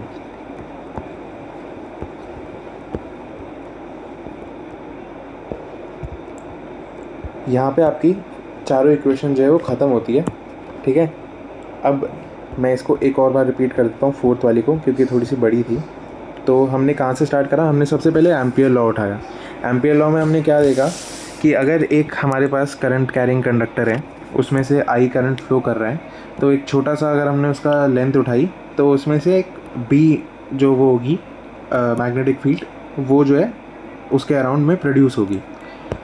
अब मैक्सवेल ने क्या बोला, ये जो लॉ है ये तभी स्टैंड आउट करता है जब हमारा ई कांस्टेंट हो टाइम के साथ, या फिर हमारा स्टेडी करंट हो। ये तब वैलिड नहीं करता जब ई नॉन कांस्टेंट हो और नॉन स्टेडी करंट फ्लो कर रहा हो कंडक्टर में। तो उसको वैलिड बनाने के लिए मैक्सवेल ने एक स्टेटमेंट कही। उसने बोला कि to make this law valid for every case, Maxwell modified the law Ampere law by saying just changing the B it produces E, and by changing E it produces B. मतलब ये दोनों एक दूसरे से इंटरलिंक्ड है, और उल्टे, मतलब कि अगर ई चेंज कर रहा हूँ तो वो उल्टा बी जो है वो प्रोड्यूस करेगी, और अगर मैं बी चेंज कर रहा हूँ तो उल्टा ई प्रोड्यूस करेगा, मैग्नेटिक और इलेक्ट्रिक फील्ड। तो उसने एक और बात कही कि जब मैं ई चेंज कर रहा हूँ या फिर बी से अगर ई चेंज हो रहा है तो वो ई जो है क्रिएट कर रहा है करंट को, और उस करंट को हम बोलते हैं डिस्प्लेसमेंट करंट, यानी कि आई। तो उसने क्या बोला उसके बाद, ई डॉट डी एल जो है वो minus of del phi B del by del T के इक्वल है। फिर उसने इस फॉर्मूले में जब इसको रखा, जो एम्पियर सर्किटल लॉ था, इसमें जब उसने उसको रखा तो उसको पता चला कि यहाँ पे एक करंट और इंड्यूस होगा जिसको हम बोलेंगे आई डी, और आई डी की जो वैल्यू है वो होती है हमारी ये। अब ये तो इक्वेशन आ गई जो उसने मॉडिफाइड करके दी थी। अब हमें इसमें क्या क्या चेंज करना है, हमें एक तो इसमें से करंट ये वाला हटाना है, और हमें इसमें से एक ये फाई हटाना है। तो फाई हटाना सिंपल है। फाई क्या होता है, ई डॉट डी एस, जो फ्लक्स होता है वो क्या होता है, सरफेस में से इलेक्ट्रिक फील्ड कितनी पास कर रही है। मतलब अगर ये मेरी वो है, इसमें से 1 2 3, तो इनका इंटीग्रेशन इस सरफेस में से, ये मेरा फ्लक्स होगा। जितनी ज़्यादा मेरी इलेक्ट्रिक फील्ड पास करेगी उतना ज़्यादा मेरा फ्लक्स होगा। तो current through any surface S, अब हाँ हमें करंट ढूंढना है इसमें। तो करंट उसने क्या बोला कि कोई भी एक सरफेस है उसमें जो करंट डेंसिटी होती है उसको अगर मैं इंटीग्रेट कर दूँ सरफेस में तो उसको मैं एज अ करंट लिख सकता हूँ। ये यहाँ कैपिटल आई लिखा है, मतलब ये वही है, हमारा स्मॉल आई है। तो ये दोनों चीज़ें हमें मिल गई, इन दोनों को मैंने उसमें सब्स्टिट्यूट कर दिया इक्वेशन में। तो मेरे पास क्या आई, ये इक्वेशन आई मेरे पास, जो कि इंटीग्रल फॉर्म है मैक्सवेल की 4th इक्वेशन की। अब ये इंटीग्रल फॉर्म जब मेरे पास आ गई तो मेरे को इससे निकालनी है डिफरेंशियल फॉर्म। उसमें मैंने क्या किया, स्टोक्स थ्योरम यूज़ किया। मैंने जो है बी डॉट डी एल को चेंज करा किस में, सरफेस इंटीग्रल में, लेंथ से सरफेस इंटीग्रल में। वो चेंज करने में मेरे पास आ गया B dot D L is equal to curl B dot D S, और इंटीग्रेशन किस में हो रही है, सरफेस में। फिर मैंने जब उसको वापस इक्वेशन में पुट करा तो मेरे पास ये डिफरेंशियल इक्वेशन आ गई, जो कि मेरे पास ये रही मैक्सवेल 4th इक्वेशन की डिफरेंशियल फॉर्म। अब ये सारी चीज़ें आपको अलग से भी याद होनी चाहिए, मतलब डिफरेंशियल फॉर्म आपको इंडिविजुअली रखी होनी चाहिए कि क्या होती है, 4th की, 3rd की, 2nd की, 1st की। 2nd तो सबसे ही आसान है, मतलब वो तो आप निकाल भी सकते हो उस टाइम पे अगर आपको याद नहीं होगी, बस स्टेटमेंट्स याद होनी चाहिए। ये जो छोटी छोटी स्टेटमेंट्स हैं ये लिखने से ही प्रैक्टिस होगा। अगर आप खाली वीडियो देख रहे हो और फिर आप सोच रहे हो कि मैं तो क्वेश्चन सॉल्व करने चले जाऊँगा, तो आप भूल जाओ आपसे क्वेश्चन सॉल्व होंगे। इसमें डायरेक्ट क्वेश्चन आते हैं कि state the 3rd Maxwell's equation, या फिर अभी एक आगे करें में इक्वेशन ऑफ कॉन्टिन्यूटी, तो उसमें क्या बोलेगा कि start from the 4th Maxwell equation, prove 4th Maxwell equation, then prove equation of continuity. Equation of continuity होती है कि चार्ज जो होता है एक बॉडी में वो हमेशा कंजर्व्ड रहता है। अभी हम इसके बाद वही प्रूव करेंगे, और उसके बाद हम देखेंगे डिस्प्लेसमेंट और कंडक्टर करंट का डिफरेंस और प्रॉपर्टीज़ ऑफ डिस्प्लेसमेंट करंट। वो उसी के अंडर आ जाएगा, डिफरेंस के अंडर, बट मैं अलग से भी उसको समझा दूंगा जिससे अगर क्वेश्चन आए तो आपको पता हो कैसे लिखना है। अब इसके अगर क्वेश्चन देखो मैं दिखाता हूँ। ये पॉइंटिंग वेक्टर वाला अभी आगे आएगा, पर देखो, right Maxwell's equation in integral form, Maxwell's equation in integral form, discuss the physical significance of each. अब इसने ये नहीं बोला कि आप फर्स्ट इक्वेशन पहले प्रूव करो, फिर सेकेंड, फिर थर्ड, फिर फोर्थ। उसने बोला है हर एक का जो है आप इंटीग्रल फॉर्म लिखो और उन सब की सिग्निफिकेंस बताओ। सिग्निफिकेंस में क्या आ जाएगा, जैसे मैंने आपको बताया था, एम्पियर लॉ जो है वो क्या बताता है हमें, करंट जो है वो एक में फ्लो कर रहा है तो मैग्नेटिक फील्ड प्रोड्यूस करेगा, ठीक है। थर्ड वाला हमें क्या बताता है, इंड्यूस्ड ईएमएफ जो है क्लोज सर्किट वो नेगेटिव टाइम्स होती है rate of change of magnetic flux linked with the circuit. Second हमें बताता है कि मैग्नेटिक फ्लक्स जो है किसी भी गॉसियन सरफेस से वो ज़ीरो होती है। और जो फर्स्ट है वो हमें बताता है कि इलेक्ट्रिक फ्लक्स जो है किसी भी क्लोज सरफेस वो इक्वल होता है 1/ε times of the total charge enclose by the surface. ये इनकी सिग्निफिकेंस हो जाएगी। ऑलराइट, तो ऐसे ऐसे आपके पास क्वेश्चन आते हैं। अब देखो ऐसे क्वेश्चन आते हैं, starting from Maxwell's equation establish the equation of continuity.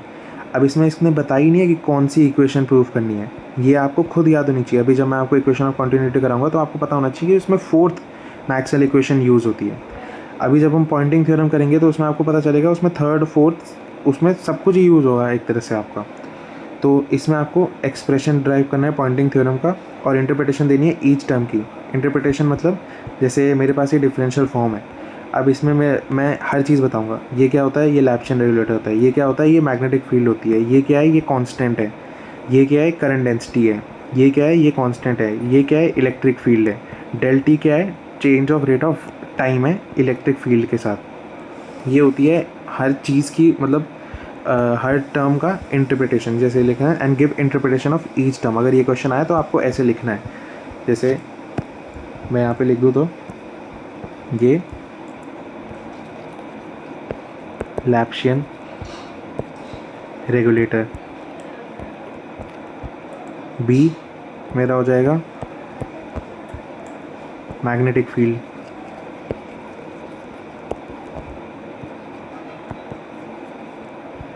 उसके बाद मेरे पास क्या है, म्यू नॉट मेरा कांस्टेंट है, जो जे है मेरा वो हो जाएगा करंट डेंसिटी। ऐसे ऐसे करके आपको हर टर्म का बताना होता है। आई होप आपको सिग्निफिकेंस और इंटरप्रिटेशन ऑफ ईच टर्म में डिफरेंस पता चला होगा। अब हम आगे करते हैं इक्वेशन ऑफ कंटिन्यूटी। ये क्वेश्चंस जो है मैं आपके एंड में ऐड कर दूंगा, थर्ड वाला तो मैं यहीं पे ऐड कर देता हूँ जिससे आपको पता रहे, बट जैसे ये इक्वेशन ऑफ कंटिन्यूटी है ये आपका नेक्स्ट टॉपिक होगा। सो गाइस अब हम करते हैं इक्वेशन ऑफ कंटिन्यूटी। तो इक्वेशन ऑफ कंटिन्यूटी बेसिकली यही बोलती है कि चार्ज जो है वो कंजर्व्ड रहता है हमेशा। तो इसमें करेंगे क्या, सबसे पहले तो हम मैक्सवेल की फोर्थ इक्वेशन लेंगे। मैक्सवेल की फोर्थ इक्वेशन कौन सी थी, curl B magnetic field mu naught J plus epsilon naught del E by del T, ये हमने ली। अब इसमें क्या करेंगे, हम डाइवर्जेंस लेंगे बोथ साइड में। तो divergence curl B mu naught, यहाँ पे डाइवर्जेंस इंटू करा, फिर इसके साथ डाइवर्जेंस इंटू करा यहाँ पे। अब देखो डाइवर्जेंस ई जो है वो होता क्या है हमारा, मैक्सवेल की जो फर्स्ट इक्वेशन थी हमारे पास, अगर हम यहाँ पे देखेंगे, देखो मैक्सवेल की फर्स्ट इक्वेशन क्या होती है, divergence with electric field is equal to rho upon में एप्सिलॉन नॉट। तो हमने यहाँ पे यही करा है, यहाँ पे हमने मैक्सवेल की फर्स्ट इक्वेशन यूज़ करी है। तो डाइवर्जेंस ई क्या बन जाएगा हमारा, डेल रो अपॉन में डेल टी, और यहाँ पे एप्सिलॉन नॉट आ जाएगा। तो एप्सिलॉन नॉट कैंसिल हो गया, यहाँ पे डाइवर्जेंस जे। अब देखो डाइवर्जेंस और कर्ल अगर एक साथ होते हैं तो वो ज़ीरो कर देता है जिस भी वेक्टर का हम निकाल रहे होते हैं।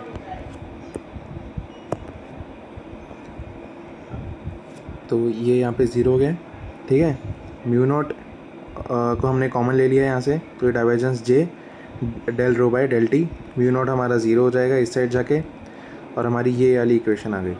अब ये इक्वेशन जो है ये क्या कहती है, it proves that the charge is conserve. और इस इक्वेशन को लिखने के बाद आप ये लाइन लिख सकते हो, it relates that rate of change of charge within a given volume to the net flow I of the charge out of the heat out of the, ये actually out of that volume होगा,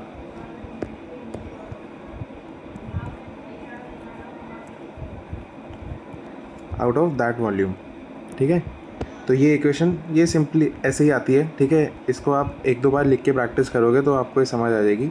इसका basically यही एक significance है कि ये equation बताती है कि चार्ज जो है किसी बॉडी में वो हमेशा कंजर्व्ड रहता है। और वो कैसे बताती है कि it relates the rate of change of charge within a given volume to the net flow of current of the charge out of that volume.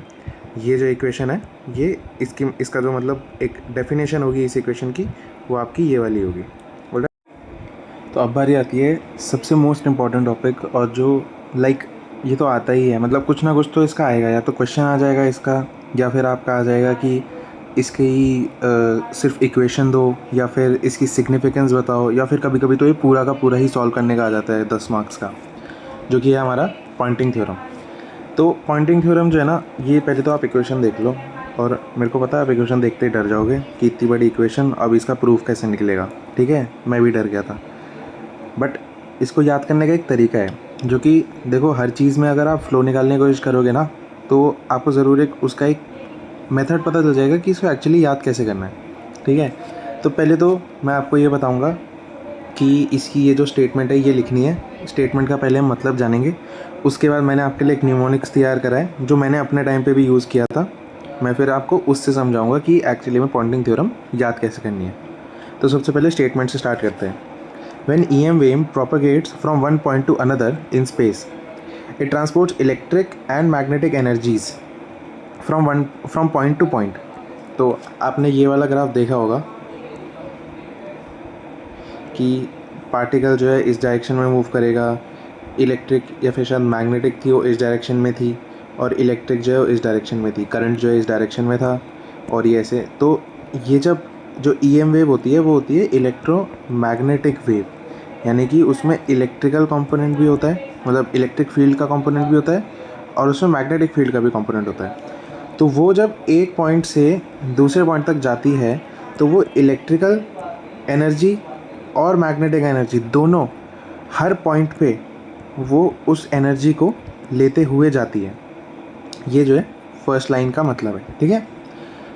अब ये जो थ्योरम है, ये थ्योरम क्या स्टेट करती है? Theorem states that the vector product of electric field intensity, vector product of electric field intensity जो कि हमारा है E, and magnetic field intensity vector H at any point is a measure of the rate of energy flow पर unit area at that point. मतलब कि ये बस ये जो इक्वेशन जो लिखी हुई है ना, बस इसी को यहाँ पे इन्होंने उसमें लिख रखा है, वर्ड्स में लिख रखा है। क्या बोल रखा है? The vector product of electric field intensity E, the vector product of electric field intensity E and with the magnetic field intensity vector H, ये vector H at any point is a measure of rate of change of flow, rate of change of energy flow per unit area at that point, rate of change of energy flow per unit area at that point, ठीक है। The direction of power flow is perpendicular to E and H, ये line लिखनी ज़रूरी है, ठीक है। तो जो पावर फ्लो हो रही होती है उसकी जो डायरेक्शन होती है वो हमेशा परपेंडिकुलर होती है E और H, जो कि है इलेक्ट्रिक फील्ड इंटेंसिटी वेक्टर और मैग्नेटिक फील्ड इंटेंसिटी वेक्टर। इसके बारे में मैं आपको बताऊंगा ये होते क्या है, बट पहले अब आ जाते हैं न्यूमोनिक्स पे, ठीक है। तो न्यूमोनिक्स है क्या? आपको पूरा जो प्रूफ है वो स्टार्ट कहाँ से करना है और कहाँ तक उसको लेके जाना है। तो पहले तो ये याद रख लो एक दो चीज़ें, 4D E3 और VI। फोर्थ मतलब आपको प्रूफ स्टार्ट करना है मैक्सवेल की फोर्थ इक्वेशन से।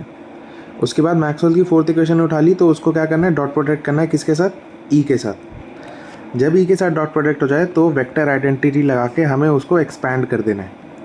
जब वो हो जाए फिर हमें थर्ड इक्वेशन लेके आनी है अपनी प्रूफ में, और लास्ट में जब ये सब कुछ हो जाएगा अपना, उसके बाद हमें वॉल्यूम इंटीग्रल कर देना है, ठीक है।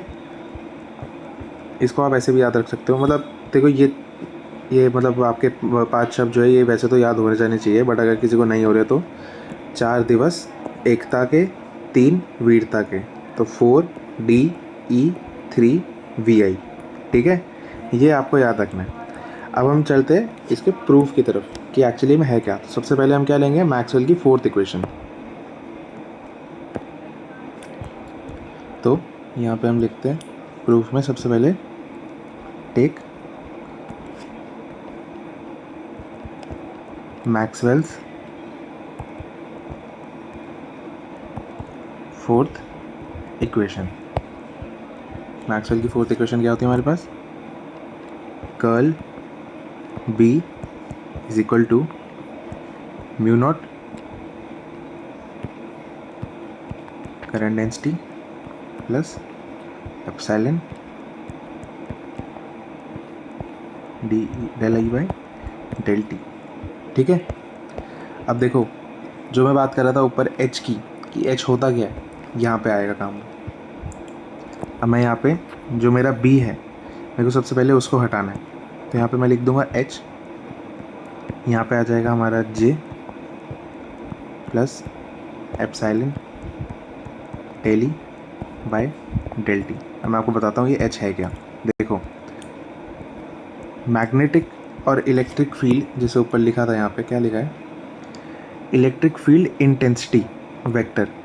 एक तो होती है आपकी इलेक्ट्रिक फील्ड और एक होता है आपका इलेक्ट्रिक फील्ड इंटेंसिटी वेक्टर। अब इसमें मैंने E और इलेक्ट्रिक फील्ड इंटेंसिटी वेक्टर को एक ही लिया है, बट जो मैग्नेटिक फील्ड इंटेंसिटी वेक्टर है उसे हम बोलते हैं H, और वो किसके इक्वल होता है? जो मैग्नेटिक फील्ड होती है आपकी B, वो आपकी इक्वल होती है H म्यू नॉट के। तो यहाँ पे हमारे पास क्या था? यहाँ पे हमारे पास म्यू नॉट था, तो मैं म्यू नॉट को यहाँ नीचे ले जाऊँगा तो मेरे पास क्या आ जाएगा? H। तो मैं यहाँ लिख देता हूँ as B is equal to H mu naught, so B upon mu naught will equal to H. ठीक है, और ये वेक्टर्स हैं हमारे सारे के सारे। ये वाला पॉइंट समझ आ गया। अब हमें क्या करना है, देखो फोर्थ इक्वेशन ले ली, एच हमने उसमें चेंज कर लिया। अब हमें हमारा नेक्स्ट स्टेप क्या था, फोर्थ इक्वेशन इज डन। अब हमारा डॉट प्रोडक्ट किसके साथ, ई के साथ, इलेक्ट्रिक फील्ड के साथ डॉट प्रोडक्ट। अब यहाँ पे हम लिखेंगे टेकिंग डॉट प्रोडक्ट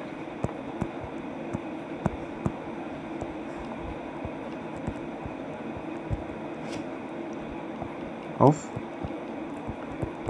ई।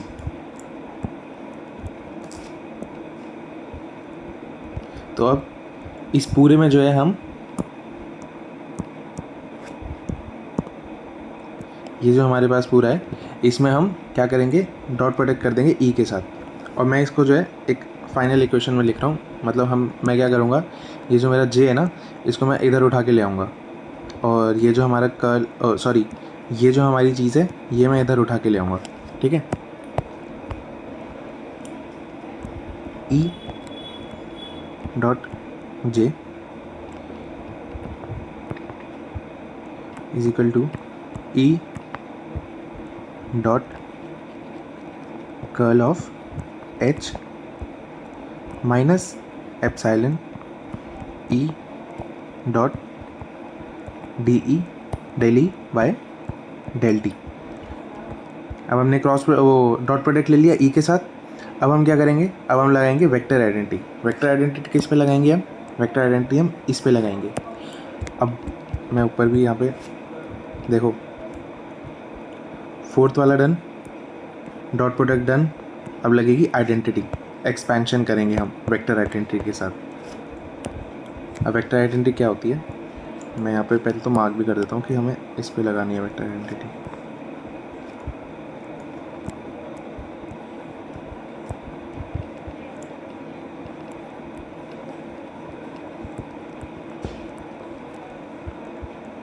वेक्टर आइडेंटिटी, तो वेक्टर आइडेंटिटी क्या कहती है, जैसे मेरे पास डाइवर्जेंस है किसी दो एसओ का जिनका क्रॉस प्रोडक्ट हो रहा है, ठीक है, किन्हीं दो वेक्टर्स का। तो मैं इसे कैसे लिख सकता हूँ, मैं इसको खोल के लिख सकता हूँ, B curl of A minus A curl of B. ठीक है, और इसको और कैसे लिख सकते हैं हम, ए कर्ल बी, क्योंकि देखो इधर से उठा के इधर तो हम कुछ भी लेके जा सकते हैं, आइडेंटिटी तो सेम ही रहेगी हमारी। और इस साइड हमारा जाएगा B curl A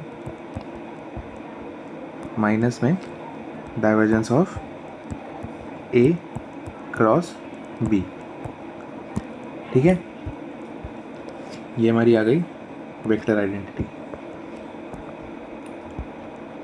expansion, expansion with vector identity. Alright, अब हमें यही चीज़ जो है इसमें यहाँ पे जो है हमें ये चीज़ लगानी है ई डॉट कर्ल में। तो हमारे पास क्या था, हमारे पास ई डॉट कर्ल एच है, मतलब हमारे पास ये वाली टर्म है, तो हम इसको ऐसे लिखेंगे। अब तो हमारे पास आ जाएगा E curl H is equal to H dot curl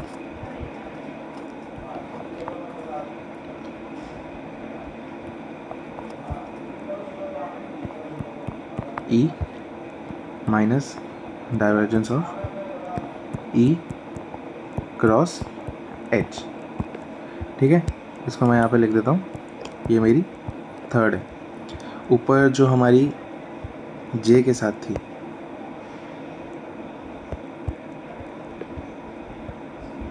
इसको मैं लिख देता हूँ सेकेंड और इसको मैं लिख देता हूँ फर्स्ट। राइट, अब मैं क्या करूँगा, सब्स्टिट्यूट कर दूँगा।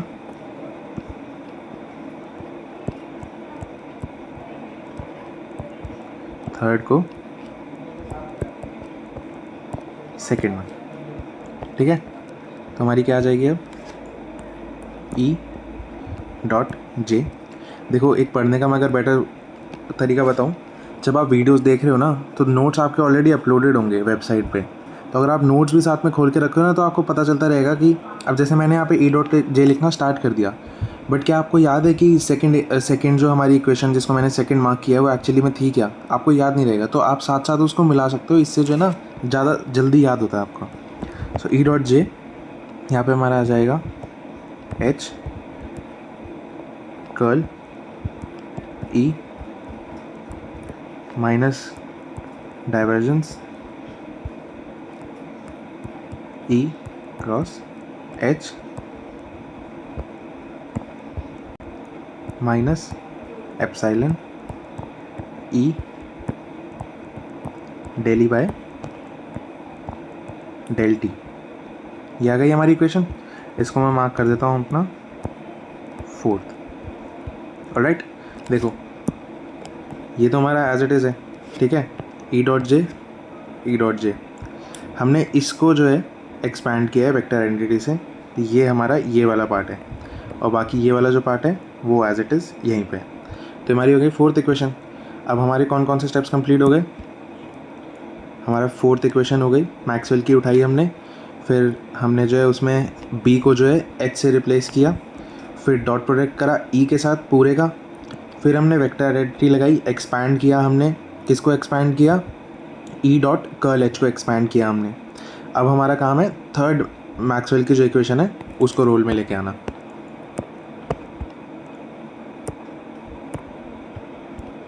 तो ये लिखना स्टार्ट करता हूँ मैं, मैक्सवेल्स थर्ड इक्वेशन। मैक्सवेल की थर्ड इक्वेशन क्या है, देखो मुझसे पहले ना खुद लिखने का ट्राई किया करो। अगर तुम्हें याद है मैक्सवेल की थर्ड इक्वेशन क्या है तो उसको खुद लिखो, curl E minus del B by del T, या फिर मैं इसको एक और तरीके से लिख सकता हूँ, Laplacian regulator curl E is equal to minus mu del H upon del T. ये समझ आया कहाँ से आया ये म्यू कहाँ से आया है, डेल एच कहाँ से आया है, वही बी जो है हमारा किसके इक्वल होता है, एच म्यू के, या फिर म्यू नॉट, एक ही बात है इसमें, ठीक है। तो वो मैंने यहाँ पे रख दिया बी को हटाने के लिए। इसको मैं दे देता हूँ हमारा इक्वेशन, इसको मैं दे देता हूँ इक्वेशन नंबर 5। ऑलराइट, अब मैं क्या करूँगा, फिफ्थ को जो है मैं फोर्थ में डालूँगा, ठीक है। So putting put 5 in fourth. अब कहाँ डालनी है मैं बताता हूँ, ई डॉट जे, ये तो एज इट इज़ वैसे ही रहेगा हमारा, इज इक्वल टू, अब देखो ई डॉट जे मैं यहाँ पे क्यों रख रहा हूँ, क्योंकि ये वाला पार्ट हमारा आ चुका है, जो हमारी इक्वेशन है यहाँ पे ऑलरेडी ई डॉट जे है, तो ये तो हमें नहीं छेड़ना है बिल्कुल भी इसको। ये एक बार आ गया तो फिर आ गया बस। डॉट प्रोडक्ट के बाद ये जो हमारा स्टेप था, इसके बाद से मैंने इसको टच ही नहीं किया है। जे मैं यहाँ पे लेके आया था इस साइड, यहाँ से उठा के, उसके बाद मैंने बस डॉट प्रोडक्ट किया है, उसके बाद मैंने इसको टच नहीं किया बिल्कुल भी।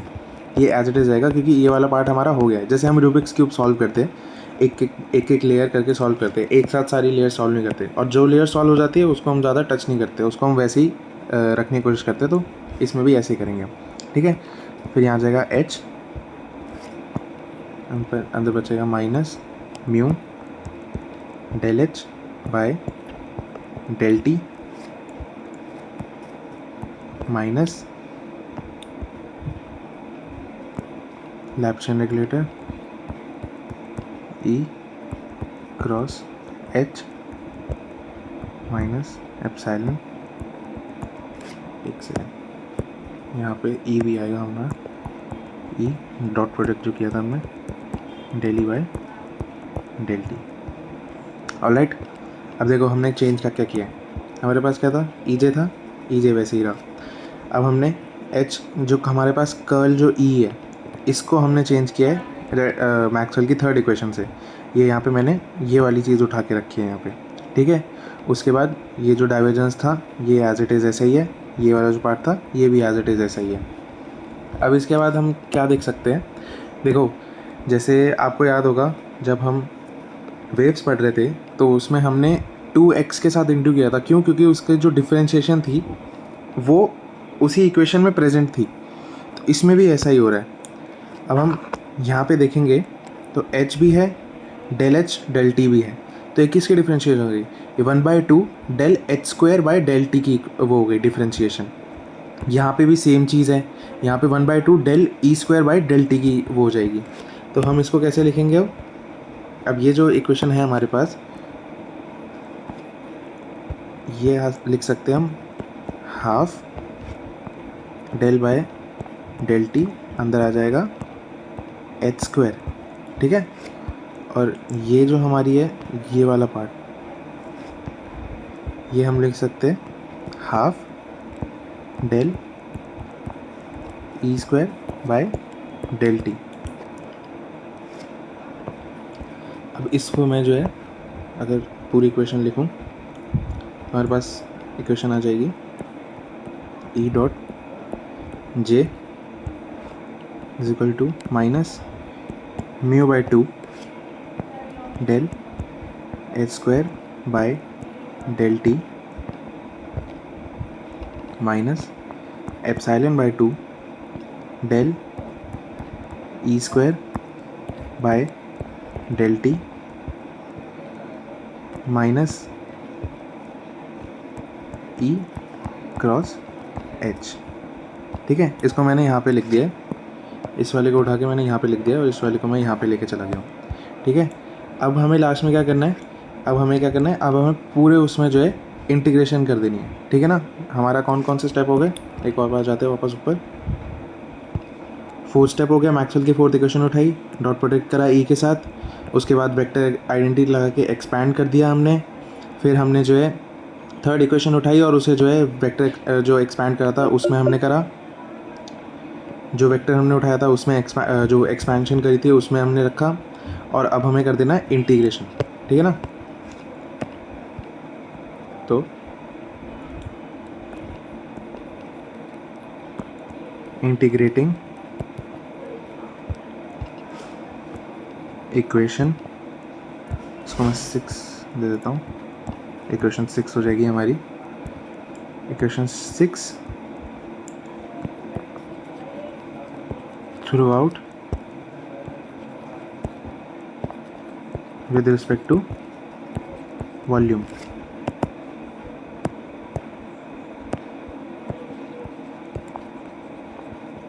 with respect to volume। मैं इसको इंटीग्रेट करूँगा तो मैं इसको यहाँ से कॉपी कर लेता हूँ।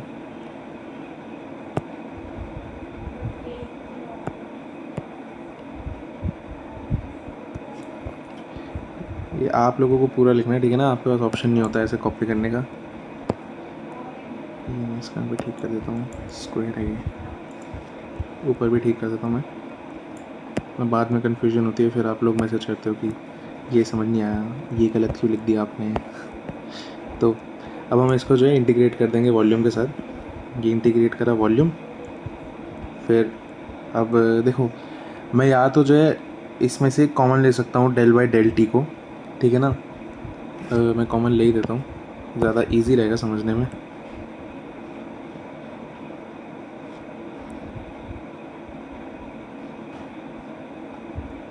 इसको मैं ले लेता हूँ कॉमन, ठीक है। और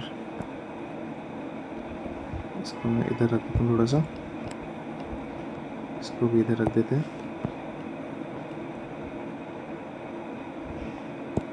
राइट। अब देखो मैं यहाँ पे दूँगा ऐसे ऐसे, यहाँ बाहर आ जाएगा minus del by del T ये पूरे का इंटीग्रेशन वॉल्यूम के साथ, और ये यहाँ पे आ जाएगा मेरा dv, और यहाँ पे भी मेरा dv आएगा। मैं इसको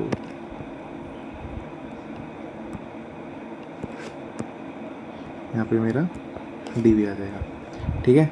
और ये लास्ट वाला भी मेरा वॉल्यूम, और यहाँ पे dv। अब देखो, जब हमने उसकी वो पढ़ी थी, जो स्टेटमेंट्स थी उसमें पढ़ी थी, तो उसमें सरफेस और वॉल्यूम दोनों का वो था, जिक्र था। तो इसमें भी हमें यही करना पड़ेगा। अब इसमें सिर्फ वॉल्यूम है, तो इसमें हमें सरफेस भी लेके आनी पड़ेगी। और सरफेस क्या थी हमारी? Vector electric intensity vector of E, और जो एच था उसमें सरफेस था हमारा। तो यहाँ पे हमें सरफेस लेके आनी पड़ेगी। तो हम या क्या यूज़ करेंगे? हम यूज़ करेंगे गॉस डाइवर्जेंस थ्योरम, ठीक है। अब यहाँ पे इसको जैसे मैं 7th ले लेता हूँ, ठीक है। और यहाँ पे जो है हम क्या यूज़ करेंगे? यहाँ पे यूज़ करेंगे हम गॉस डाइवर्जेंस थ्योरम, ठीक है। गॉस डाइवर्जेंस थ्योरम इसको क्या करेगी? जो हमारे पास है, हमारे पास क्या है? Volume integral of Laplacian regulator divergence of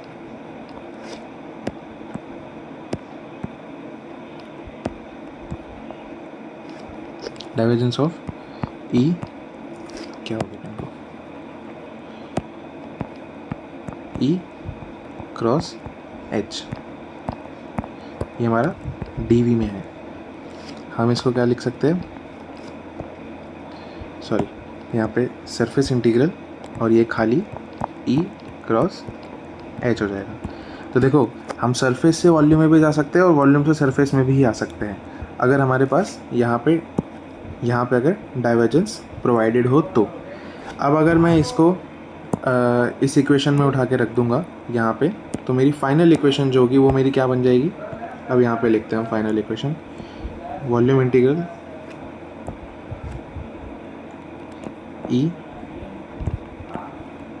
dot J D V is equal to minus del by del T volume integration of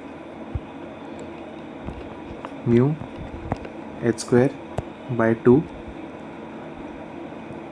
plus ये माइनस जो है कॉमन ले लिया है बाहर, एप्सिलॉन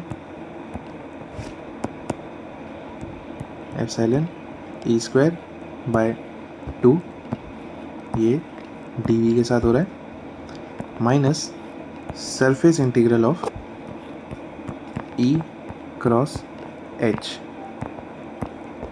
इंटू में डी एस, ठीक है।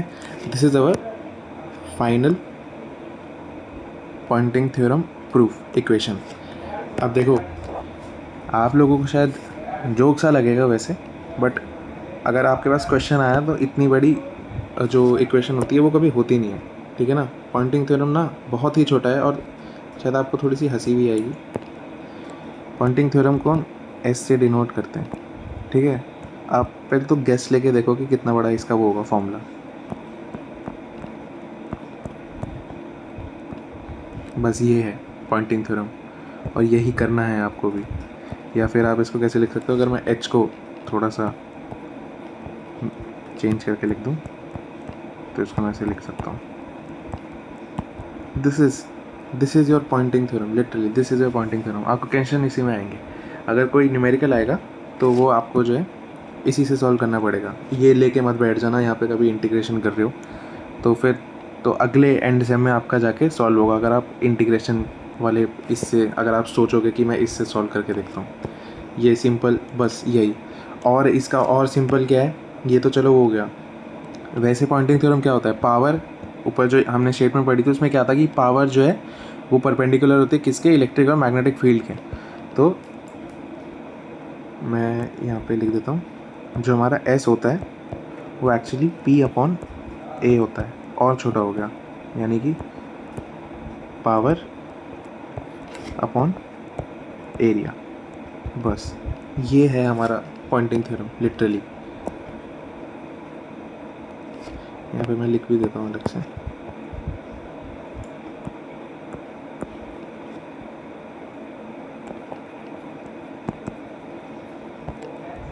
Poynting vector.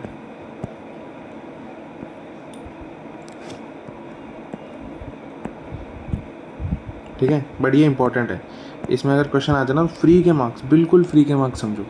ठीक है, अभी इससे ना एक स्टेटमेंट और है, तो वो मैं यहाँ पे लिख देता हूँ और फिर मैं आपको एक्सप्लेन कर दूँगा साथ में। हाँ, तो सबसे पहले तो ये आपको लास्ट में लिख देना है that the Poynting theorem is proved. उसके बाद क्या आती है, उसके बाद एक स्टेटमेंट आती है, यही स्टेटमेंट आती है, इसको जो है एक तरह से डिफाइन कर रही है। ये लिखोगे नहीं लिखोगे इतना, इससे कुछ फ़र्क नहीं पड़ता, क्योंकि आप ऊपर जो है लिख चुके हो सेम चीज़। So Poynting theorem states that the work done on the charge by an electromagnetic force is equal to the decrease in energy stored in the fields less than the energy flowed out through the surface. ठीक है, ये same चीज़ इसी में बता रखी है, जैसे ऊपर मैंने समझाई थी वैसी ही है। उसके बाद ये है आपका पॉइंटिंग वेक्टर। पॉइंटिंग वेक्टर क्या होता है, सबसे पहले तो ये वाला पार्ट लिखोगे, उसके बाद आप ये अलग से लिखोगे, और इसकी जो डेफिनेशन है वो ये होगी। आप ये भी लिख सकते हो, वैसे अगर आपने प्रूव करी है पॉइंटिंग थ्योरम तो उसके लास्ट में आप ये भी लिख सकते हो, the energy per unit time per unit area. तो एनर्जी पर यूनिट टाइम क्या हो गई, पावर हो गई, per unit area transported by EM wave is called Poynting vector. और यहाँ पे पावर लिखी है, अगर वो आपको एनर्जी टाइम और एरिया दे दे तो भी आप उससे निकाल सकते हो, क्योंकि पावर क्या होती है, पावर होती है हमारी एनर्जी पर यूनिट टाइम, कि कितनी एनर्जी फ्लो हो रही है या फिर कितना एनर्जी लग रही है एक काम को करने में पर यूनिट टाइम में, उसे हम पावर बोलते हैं। ठीक है, ये आपकी हो गई। अब ये चैप्टर आपका यहीं पे मतलब फिनिश होता है। मैं इस वीडियो को ज़्यादा लंबा नहीं खींचना चाहता, इसलिए इसमें 2 टॉपिक और हैं। एक तो आपका ID जो हमारा वो वाला करंट था, डिस्प्लेसमेंट करंट, एक तो वो वाला, उसका जो डिफरेंस होगा वो आपको बस इतना मुश्किल है नहीं, वो मैं आपको वैसे ही समझा देता हूँ। एक्चुअली होता क्या है, देखो ID की जो प्रॉपर्टीज़ है वो ये होती है कि ID arises when electric field is changing. ठीक है, in a given space with respect to time. तो होता क्या है, जैसे मैंने जो है एक स्पेस ले लिया, इसमें मेरी यहाँ पे इलेक्ट्रिक फील्ड कम है, यहाँ पे फिर ज़्यादा है, फिर यहाँ पे कम है, फिर यहाँ पे ज़्यादा है, फिर यहाँ पे कम है, फिर यहाँ पे बहुत ज़्यादा है। तो ये ऐसी जब कोई चीज़ होती है तो ID यानी कि डिस्प्लेसमेंट करंट जो है वो प्रोड्यूस होता है। तो ID जो है वो एक्चुअली में कोई मूवमेंट नहीं है चार्जेस की, वो एक थ्योरेटिकल करंट है। यही फ़र्क है ID जो डिस्प्लेसमेंट करंट है और जो कन्वेंशनल हमारा जो कंडक्टर करंट है। ठीक है, तो it is present in the region between the plates of charging capacitor. ये एग्जांपल है इसका। देखो, जब कैपेसिटर यहाँ पे होता है तो plus plus plus minus minus minus minus, अब यहाँ पे इलेक्ट्रिक फील्ड प्रोड्यूस होती है। ठीक है, अब कैपेसिटर के बीच में तो इंसुलेटर है, तो चार्ज फ्लो कैसे कर रहा है, यहाँ पे हमारा प्रोड्यूस होता है ID यानी कि डिस्प्लेसमेंट करंट। तो इसमें जो डाइलेक्ट्रिक जो है ना, जैसे कंडक्शन के लिए तो नो डाइलेक्ट्रिक नीड्स, जैसे कंडक्शन करंट में हमें एक वो कोई डाइलेक्ट्रिक मीडियम चाहिए होता है जिसमें से वो पास कर सके, जैसे कंडक्टर हो गया या फिर कोई कॉपर हो गया, आयरन हो गया, इन सब में से करंट क्यों पास कर सकता है, क्योंकि इनमें मीडियम है। जो कंडक्शन करंट है वो फ्री स्पेस में भी ट्रैवल करता है, यानी कि वैक्यूम, जब कोई भी वहाँ पे मीडियम नहीं होगा तब भी जो है ID जो है वो फ्लो कर सकता है, क्योंकि वो किसकी वजह से प्रोड्यूस हो रहा है, वो हो रहा है नॉन कांस्टेंट इलेक्ट्रिक फील्ड की वजह से प्रोड्यूस हो रहा है। मेन यही था ID। एक स्किन डेप्थ है, उसके न्यूमेरिकल्स आते हैं, वो मैं उसकी डेफिनेशन अच्छे से एकदम ऐसी कि आपको समझ आ जाए, चाहे तो मैं हिंदी में भी लिख दूंगा अगर आपको समझना है, बट बिकॉज ये वीडियो अगर मैं ज़्यादा लंबी करूँगा तो फिर ऑब्वियसली इसका कुछ फ़ायदा नहीं होगा, तो मैं इसी नोट्स में ऐड कर दूँगा।